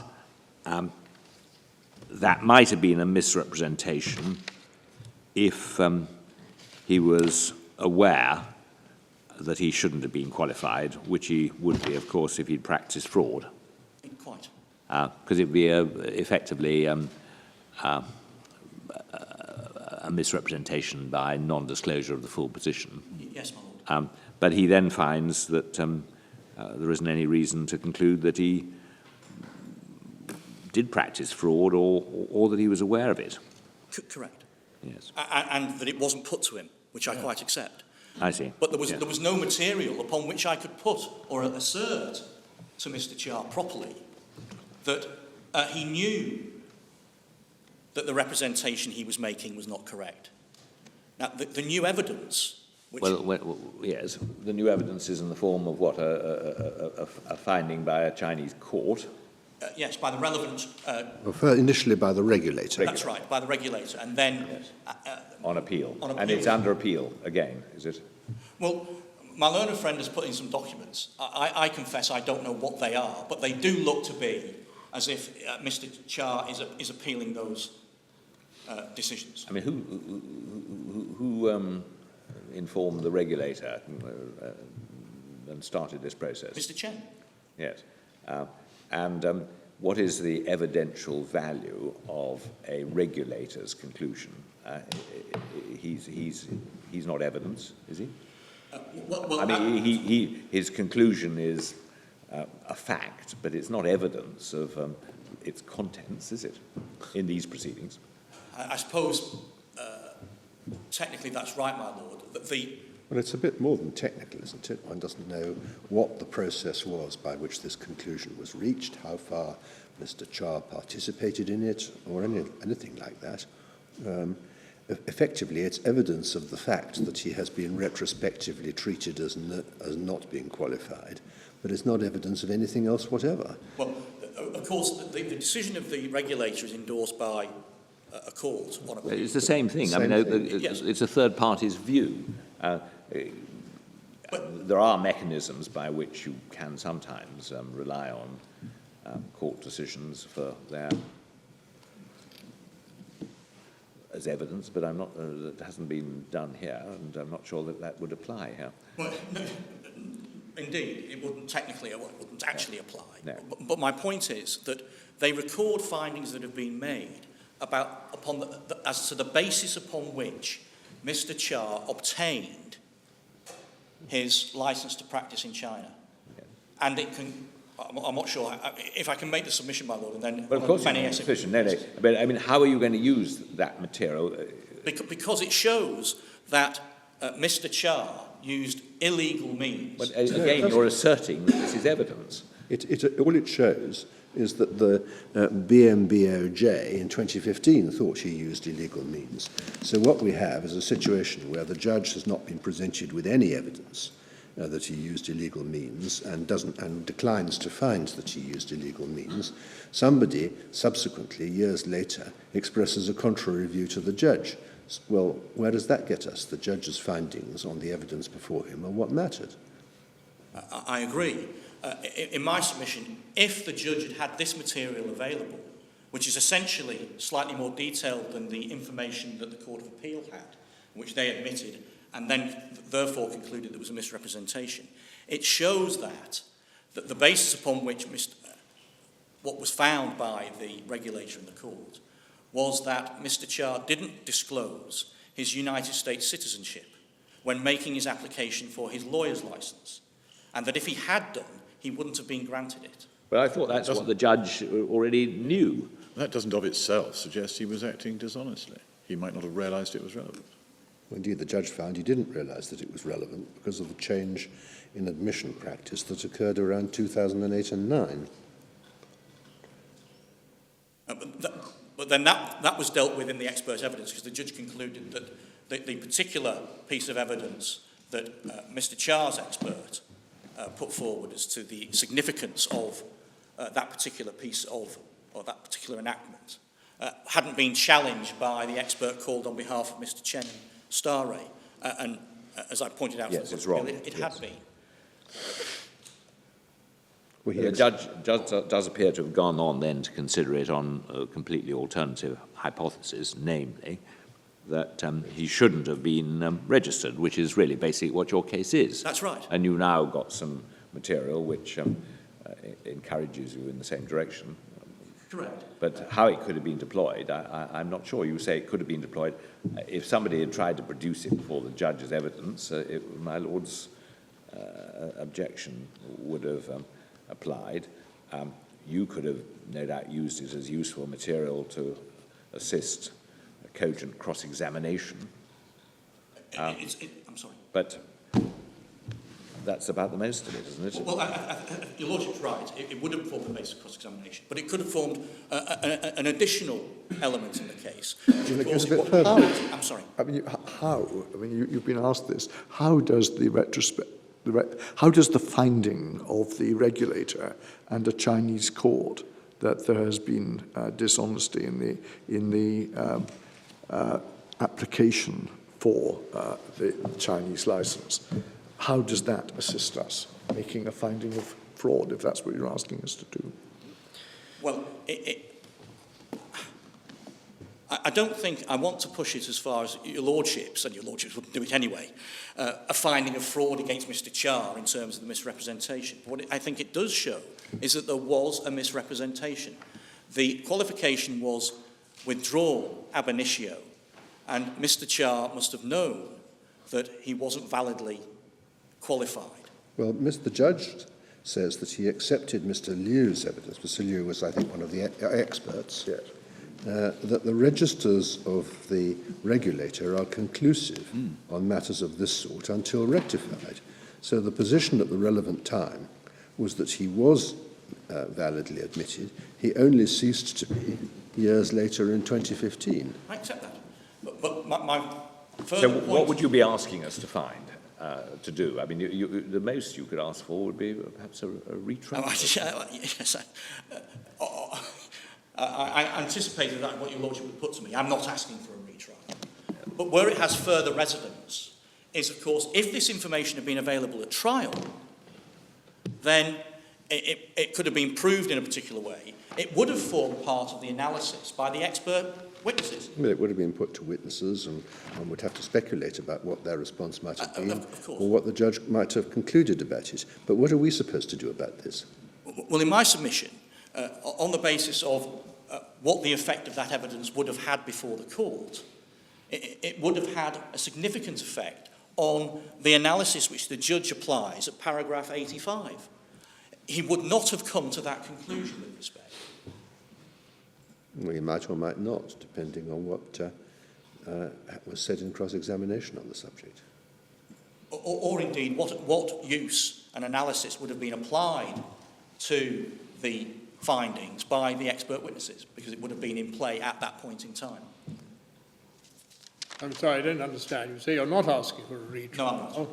You're saying that it would have thrown some doubt on some of the things the judge said, but you aren't telling us what we then do about it. Well, because we can't decide it for ourselves, and you don't want us to send it back for someone else to decide it, so what do we do? Well, I think all I can the most I can say to your lordships is that your lordships are able to conclude that the judge's finding would have been materially different from the analysis and conclusions he drew at paragraph 85. And where does with the that benefit get of you this material. if we're not in a position to say what the different finding would have been?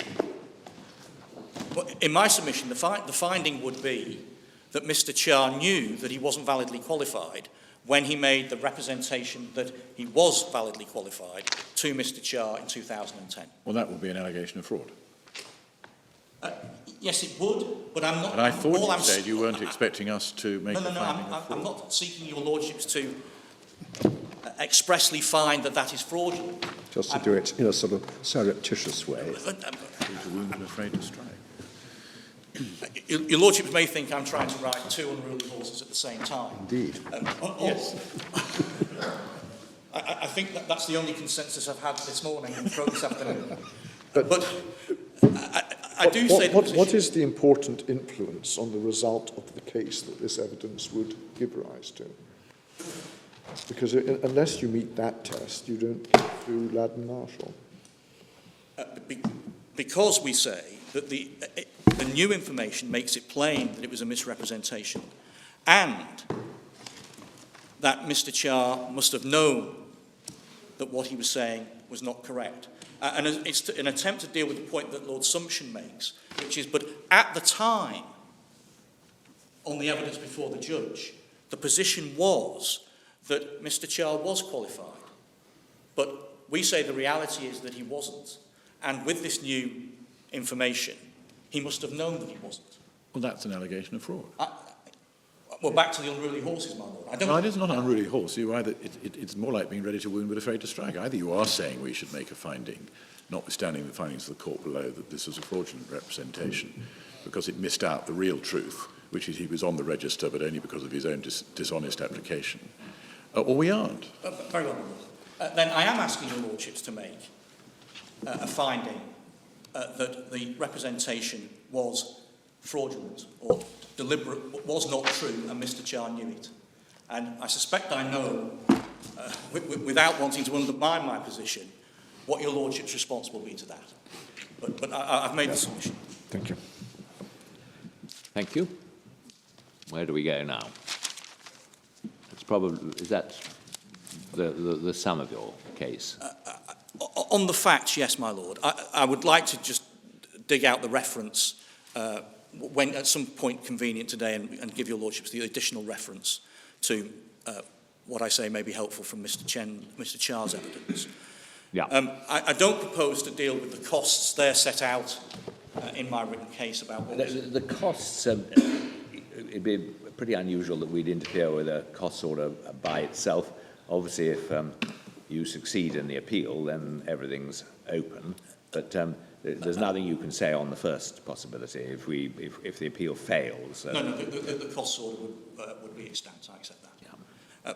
I'm not sure your lordships would require me to go into the law. I think the law is set out in the written case and is along the lines that myself and Lord Sumption were discussing about what is materiality and what is inducement, and they are two separate things.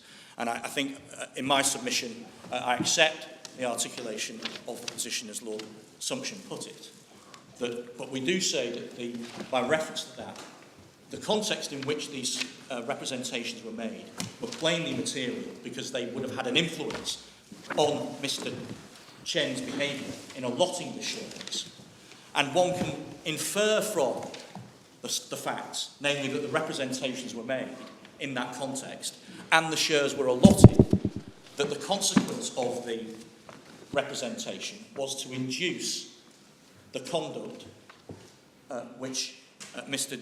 Chen and Staray did in fact enter into, which is the allotment of the shares. And I think that that's set out with the relevant authorities and directed towards the particular paragraphs, my lords, rather than me taking you through it given the time. Unless your lordships have any questions, they're my submissions. No, thank you very much indeed. I think we should move on and ask Mr. Collins. Well, I should ask your junior, Mr. Clifton. Mr. Clifton? No. No. Well, my lords, we've had quite an intricate factual inquiry this morning and this early afternoon. So it's obvious that this is an appeal on the facts. And because of the position that the board is in, it also falls straight into Devi and Roy territory.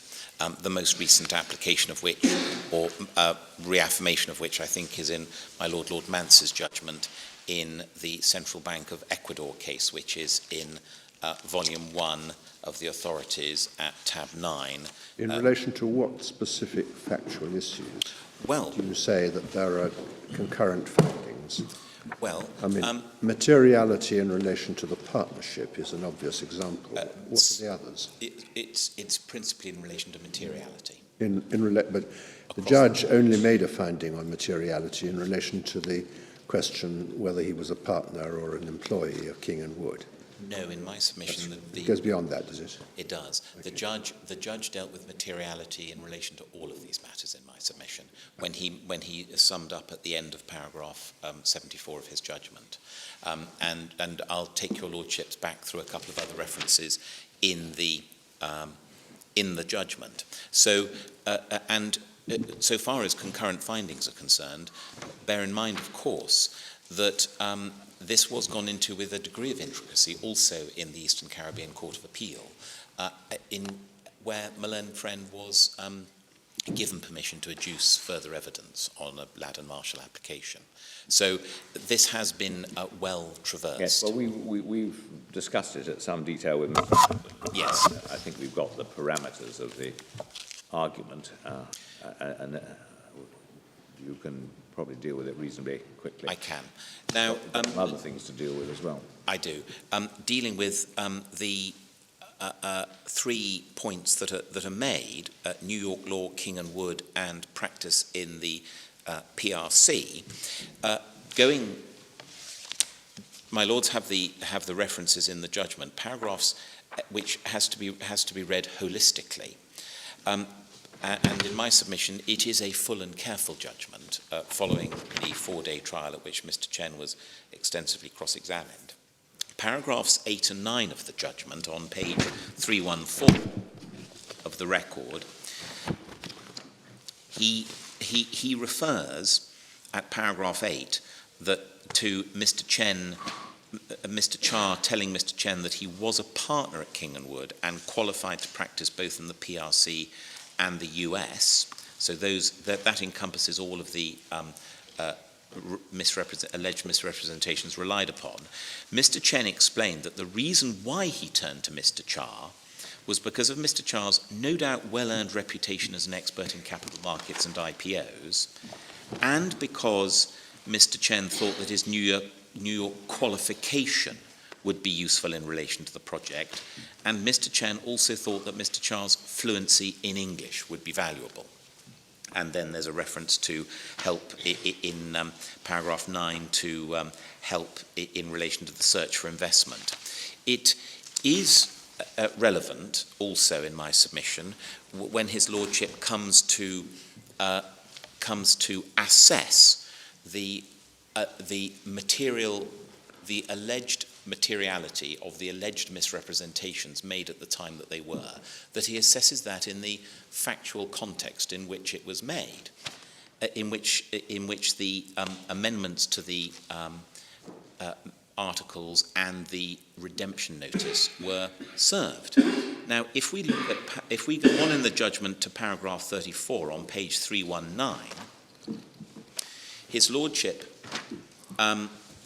in relation to Mr.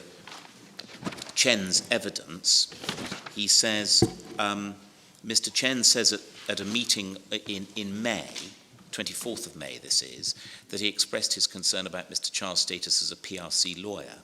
And he says also, the latter seems to have included reference to Mr. Cha's failure to put somebody in funds for the regulatory fees, but includes the alleged failure of Mr. Cha to regularise his right to practice in the PRC and an allegation that Mr. Cha had lied when he obtained his shares and failed to keep the promises.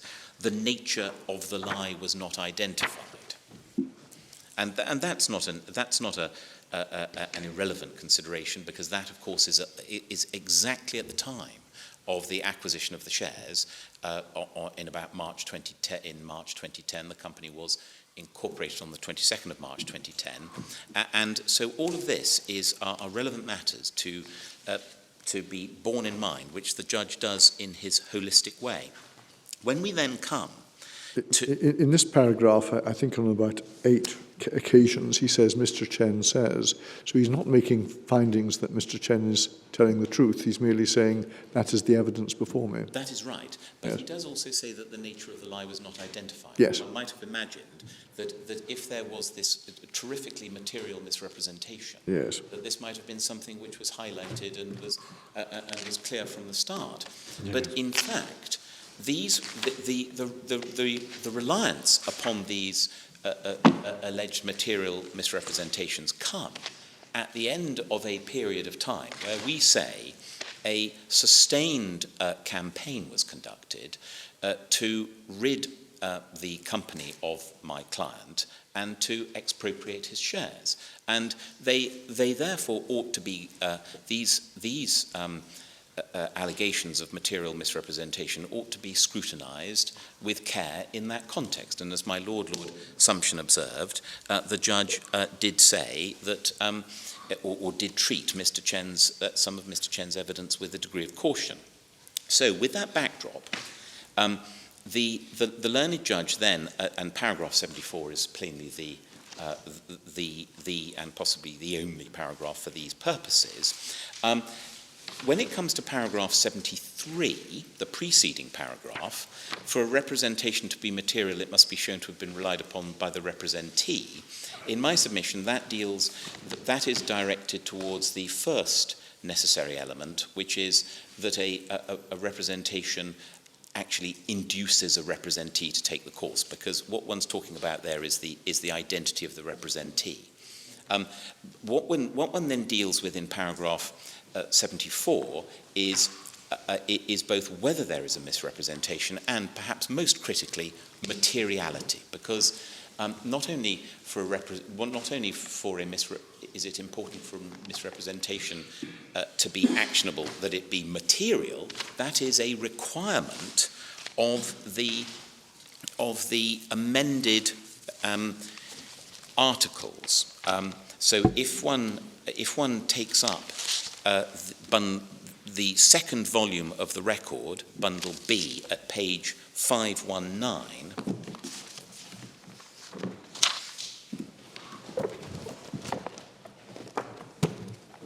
it's the same one as the judgment.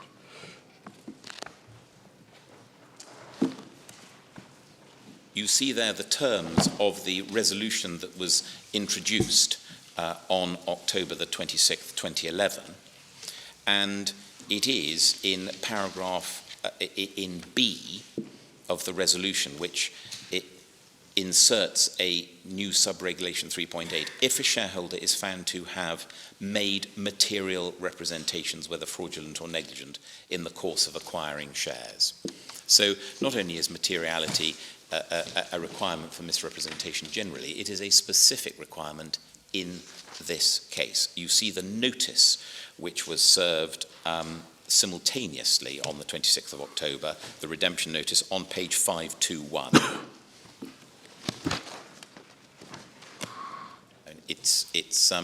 Things have moved on somewhat since the matters relied upon by the notice, and the notice is very much directed towards detriment towards the company, and of course both elements of the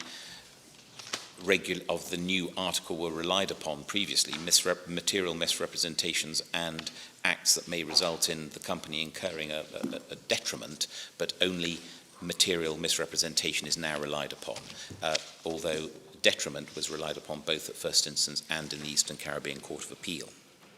But I suppose if my learned friend can save his notice by a Boston deep sea fishing method of some things that he could have said but didn't, then I must address that. Now, when one then goes to paragraph 74, his lordship says, I have found that Mr. Cha told Mr. Chen on the 20th of March that he was a partner in Kingwood, which he wasn't. And that, of course, harks back to paragraph 8 of the judgment. Going back to the judgment, page 328. Qualified to practice, so we've got partner in King & Wood he deals with first. Qualified to practice in both the PRC, which he was, although, as will be seen, there are questions whether he should have been, and the US, he was qualified, although not licensed to practice. Then we come on to what were Mr. Chen's reasons for agreeing to take Mr. Cha on, in the light of the learned judge's careful review of all of the material that was before him and all that has gone before in the judgment. Mr. Chen's stated reasons for agreeing to take Mr. Cha into the project had nothing to do with whether or not Mr. Cha was at the time a partner in or merely employed by King & Wood. So the partnership point in relation to King & Wood is neither here nor there. It is of no materiality, even if it was a misrepresentation. Mr. Chen's evidence was that he took Mr. Cha in because of Mr. Cha's reputation as an expert in capital markets and IPOs. Pausing there for a moment, that echoes what is said in paragraph 8, Mr. Chen's no doubt well-earned reputation as an expert in capital markets. And the one thing that my learned friend did take us to on his intricate examination was a paragraph in my client's evidence which referred to a Chambers and Partners, a glowing Chambers and Partners accolade in respect of Mr. Chen in this area of expertise. So that is important. And because he thought, and then this word is not unimportant, bizarrely, that Mr. Cha's New York qualification would be an advantage in dealing with Canadian mining concerns. The word bizarrely is hardly redolent of materiality in my submission. He also valued Mr. Cha's linguistic skills. Yes, we know that, and that was something else that was said in paragraph 8. Mr. Cha was correct to tell Mr. Chen that he was qualified in New York. Restoring his right to practice was a mechanical matter of paying his bank dues, which he did, nor is there any evidence that at any time before he ceased to take part in Staray's affairs, Mr. Chen or Mr. Staray needed or was even likely to call upon Mr. Cha to appear in the courts of New York. So that is highly material in relation to an ability to practice as opposed to merely having a New York qualification. And then there is this concluding sentence. In my judgment, and on the assumption that Mr. Chen is to be treated as the representee, there is no evidence that Mr. Cha made any material misrepresentations to Mr. Chen. And that is a sweep-up paragraph, which also in my submission sweeps up the whole point about PRC qualification, which I accept his lordship did not go into in as much detail as he did New York. Well, the material, it's a bit ambiguous, isn't it? Because that sentence is equally consistent with the suggestion that there were no misrepresentations and with the suggestion that if there were, that they were not material. And what the judge had found is there were no misrepresentations as to the qualifications in New York and China. The only misrepresentation in relation to which materiality arose was therefore the one about King and Wood. Well, it also must sweep up in my submission the point about Mr. Cha having told Mr. Chen that he was qualified to practice in the PRC, which he was, although there are questions over whether he should have been. But I suppose on the basis that that's not even a misrepresentation. The misrepresentation would have to be, well, I am qualified to practice, but there are some questions. I mean, if that doesn't, of course, even amount to a misrepresentation, then one doesn't need to worry about materiality. But insofar as there's any issue at all about Mr. Cha's ability to practice in the PRC, it is of absolutely no materiality, because one of the aspects of my learned friend's intricate inquiry that we went into was that Mr. Chen, had this been a Chinese matter, Mr. Chen wouldn't have been the slightest bit concerned to have had Mr. Cha, because he had Chinese lawyer friends who could all speak Chinese. We were taken to that passage. That's right, yeah. and so that's completely against any aspect of this being either a misrepresentation or a misrepresentation of any moment or of any materiality. And so what his lordship is doing, and I accept it's slightly shorthand, but this is a well-reasoned judgment which goes through all these points, is concluding that there were no material misrepresentations, and that embraces both of these matters in my submission. And one simply can't get any more from that. The point about the New York order is that what regulators are concerned about is people holding themselves out as having a right to practice or something like this when they don't. You cannot.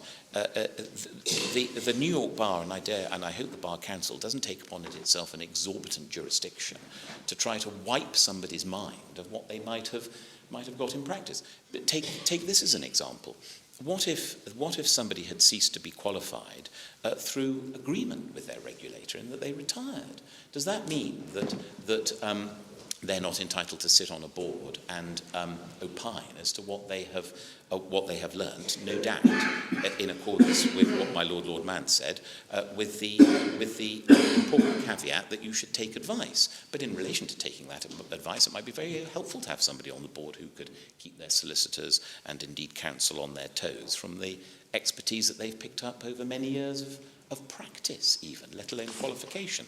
So you've withdrawn from practice to become a director, and for that reason ceased to clock up your CPD points. It'd be hard to say that you weren't qualified. Well, that's exactly right. And it would be even harder to say that the Bar Council would swoop in with some exorbitant jurisdiction and say you can't say anything about the law at all. So, we get nowhere with allegations of being a general counsel. There was, I recall one judge some years ago in the olden days who asked my opponents whether this witness who described himself as a general counsel was either in the armed services or was at bar, and on the basis he was neither. He'd ignored that. He ignored that description altogether. But that was in the olden days. So, in my submission, his lordship dealt as a matter of fact and analysis with material misrepresentation is in a way that simply cannot be faulted. And it cannot be faulted if one takes this with a clean sheet of paper, let alone with Devi and Roy written at the top of it. So those are our submissions really on material misrepresentation. Now, so far as Allen and Goldreefs is concerned, which I proceed with on a de bene esse basis, there have been a great many authorities in relation to this, but they have been summarised by the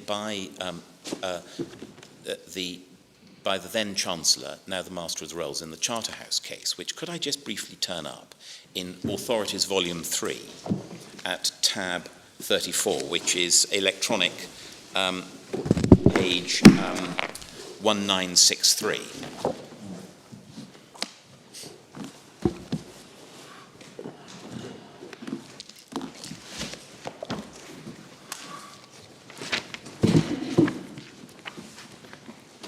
And the relevant passage, which my learned friend cites in full in his further supplemental written case, is on page 1985, starting at paragraph 89.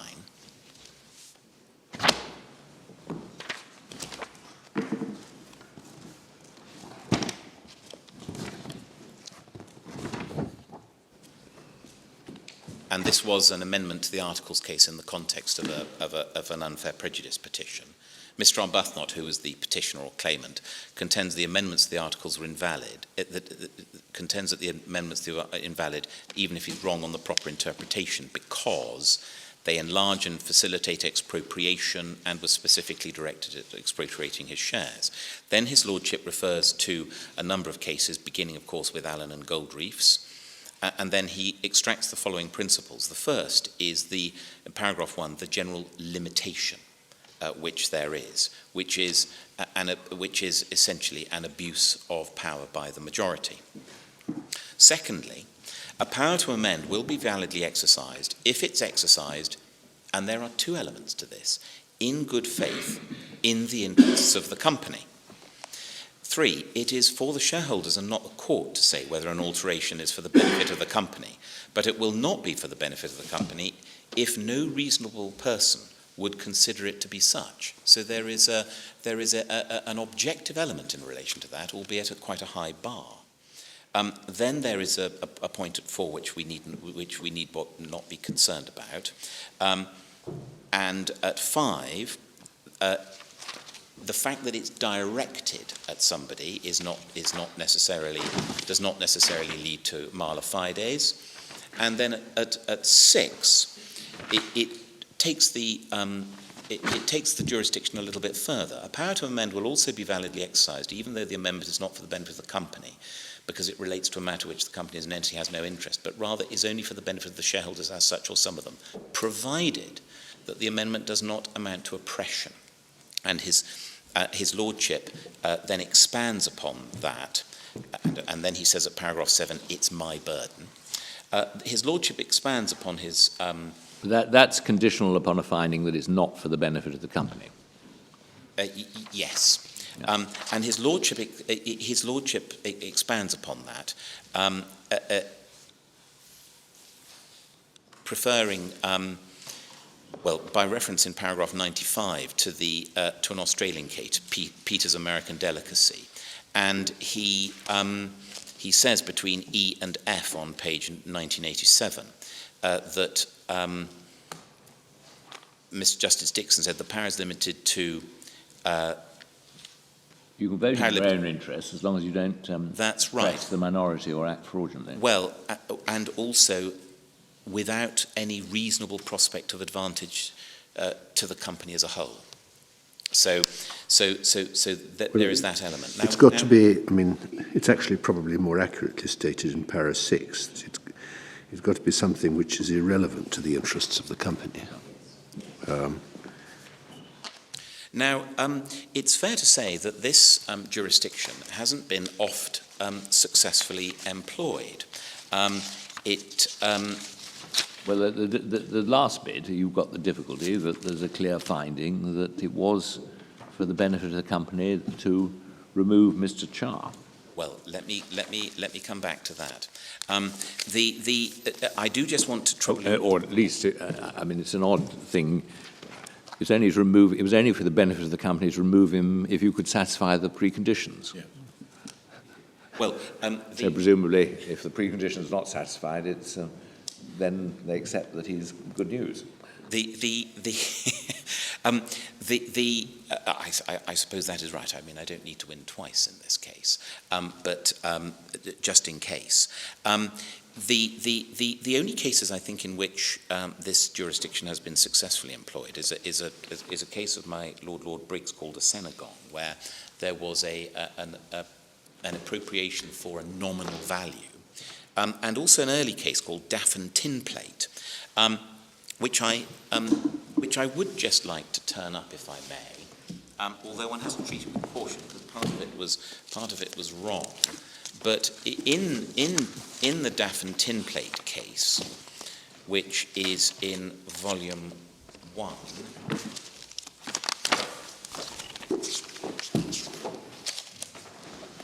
at tab 12, which is electronic page 1442,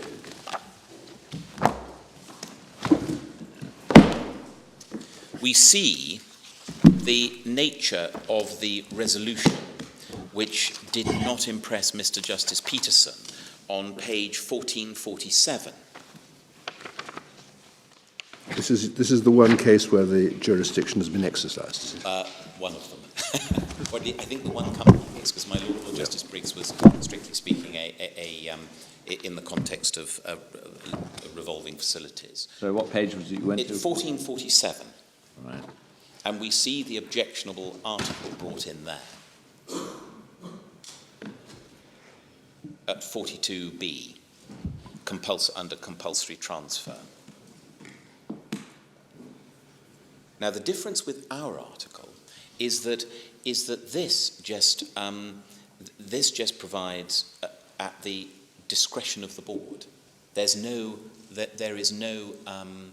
prior requirement of a finding of detriment to the company Right. or material misrepresentation. Right. But so it's different to that extent. It's very much as a matter of discretion. But I say in our case that it doesn't make an awful lot of difference when and again, this is highly fact sensitive, if you dress it up in relation to a material misrepresentation or detriment, when you know that that's precisely what you're going to do, and you do it on the very same day that you make the amendment, because the amendment and the notice are all tailored together, coming at the end of the chronology that they do. Now, we have to be careful about Daff and Timplate as a case. Well, but why is that inconsistent? I mean, if you do genuinely form the view that it's a bad idea to have a shareholder who's misrepresented himself into acquiring the shares or is prejudicing the company, then why isn't it legitimate and one and the same today to give effect to that by an amendment and to give notice accordingly? Well, there are two answers to that in the abstract. The first is in relation to detriment. That is not something which actually occurred in this case at all, and this is not a company where a shareholder, by way of action or identity, could inflict detriment on the company per se. I gave the example in our written case of a broadcasting company which has a license for which, in relation to which, or footballing I think is the same, where persons have to be fit and proper persons. Now plainly if you have a shareholder who is not a fit and proper person, and that jeopardizes the company's regulatory position.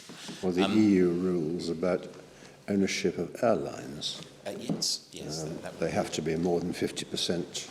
That's right. EU citizens. And if you have somebody who is an unfit and improper person, and they refuse to do anything about their unfitness or impropriety, or to cease to be a director, and that threatens the whole company, then it would be entirely appropriate to bring in a forfeiture provision, albeit at proper value, in order to protect the company. That would be bona fide in the interests of the company at the highest possible level. Now, there's no such suggestion here that this company, which is a company in a position of great dormancy in the BVI, just holding on to some shares until its boat comes in when all this mining comes to fruition in northern Canada, is subject to any such regulatory requirement or anything like that of the sort. So, in abstract, there is no reason whatsoever for an expropriation. Now, so far as misrepresentation is concerned, this is an interesting point, because there'd be no trouble with these things being included in the articles of a company from the outset, which is the bargain that you enter into, and in the BVI, just as here, it becomes a statutory contract and everyone is bound into it. But when you change the articles in this way, you are entitled to scrutinise the exercise of this power as to whether there's an abuse of power. And what's happened in this case is there has been an alleged material misrepresentation, because these amendments to these articles and the simultaneous service of the notice were all directed towards what had already happened. This is just sought to sidestep what could be a perfectly reasonable, ordinary action. If the company had a claim for misrepresentation or fraudulent misrepresentation in relation to the acquisition of its shares, it could bring an action in relation to that. There are two parties in relation to this, and the matter, there could be rescission. But it's not right to use your power to shoehorn that into the articles and effectively to sidestep that whole argument and to get it within a service of a notice or something of that sort. In the case of a substantial public company, for example, the point often arises in the context of takeover bids. One can see the argument for saying that a company has no interest in the identity of its shareholders. On the other hand, if you've got a company with just two shareholders, even if it's not a quasi-partnership in the sense in which that expression is sometimes used in company law, the position may not be the same. You may, if you have in a very case of a small company with only 2 shareholders, and one of them has been allotted shares by virtue of a misrepresentation. You may have a company where a degree of mutual confidence between the shareholders is important, where it wouldn't be if we were talking about BP or something. I agree, my lord, but the way in which that is addressed is by severing the personal relationship, and the majority can remove the minority. And indeed, in my case, my client was removed as a director. But what the majority can't do is go on and expropriate the minority's shares. It's property. Why is it expropriation? Because it's conditional upon establishing most of the, if not all of the conditions for rescission, isn't it? Well, it's certainly conditional upon either a material misrepresentation or a detriment to the company. Yes. Perhaps the latter, the punishment might not fit the crime. And the then, former, you say, would be rescission at common law and rescission here. Well, if you're saying he would never have become a shareholder but for this representation, then in the case of some companies which do depend on relations between shareholders and not just on relations between directors, that might be highly material. well, in that case, the company can take action. You don't need to shoehorn that and sidestep that whole issue by shoehorning it into the articles at a later stage, because it's convenient for you to do so, and you can exercise your majority power to do so in that way. Now, we've got I think That's what happened. Probably that is a convenient moment. Very good. How are we doing? I will not detain your lordships, I think, for more than about 20 or 25 minutes on this, if that. So we're well on time. Oh, yes. Oh, yes. Good. Well in time, I think. 2 o'clock.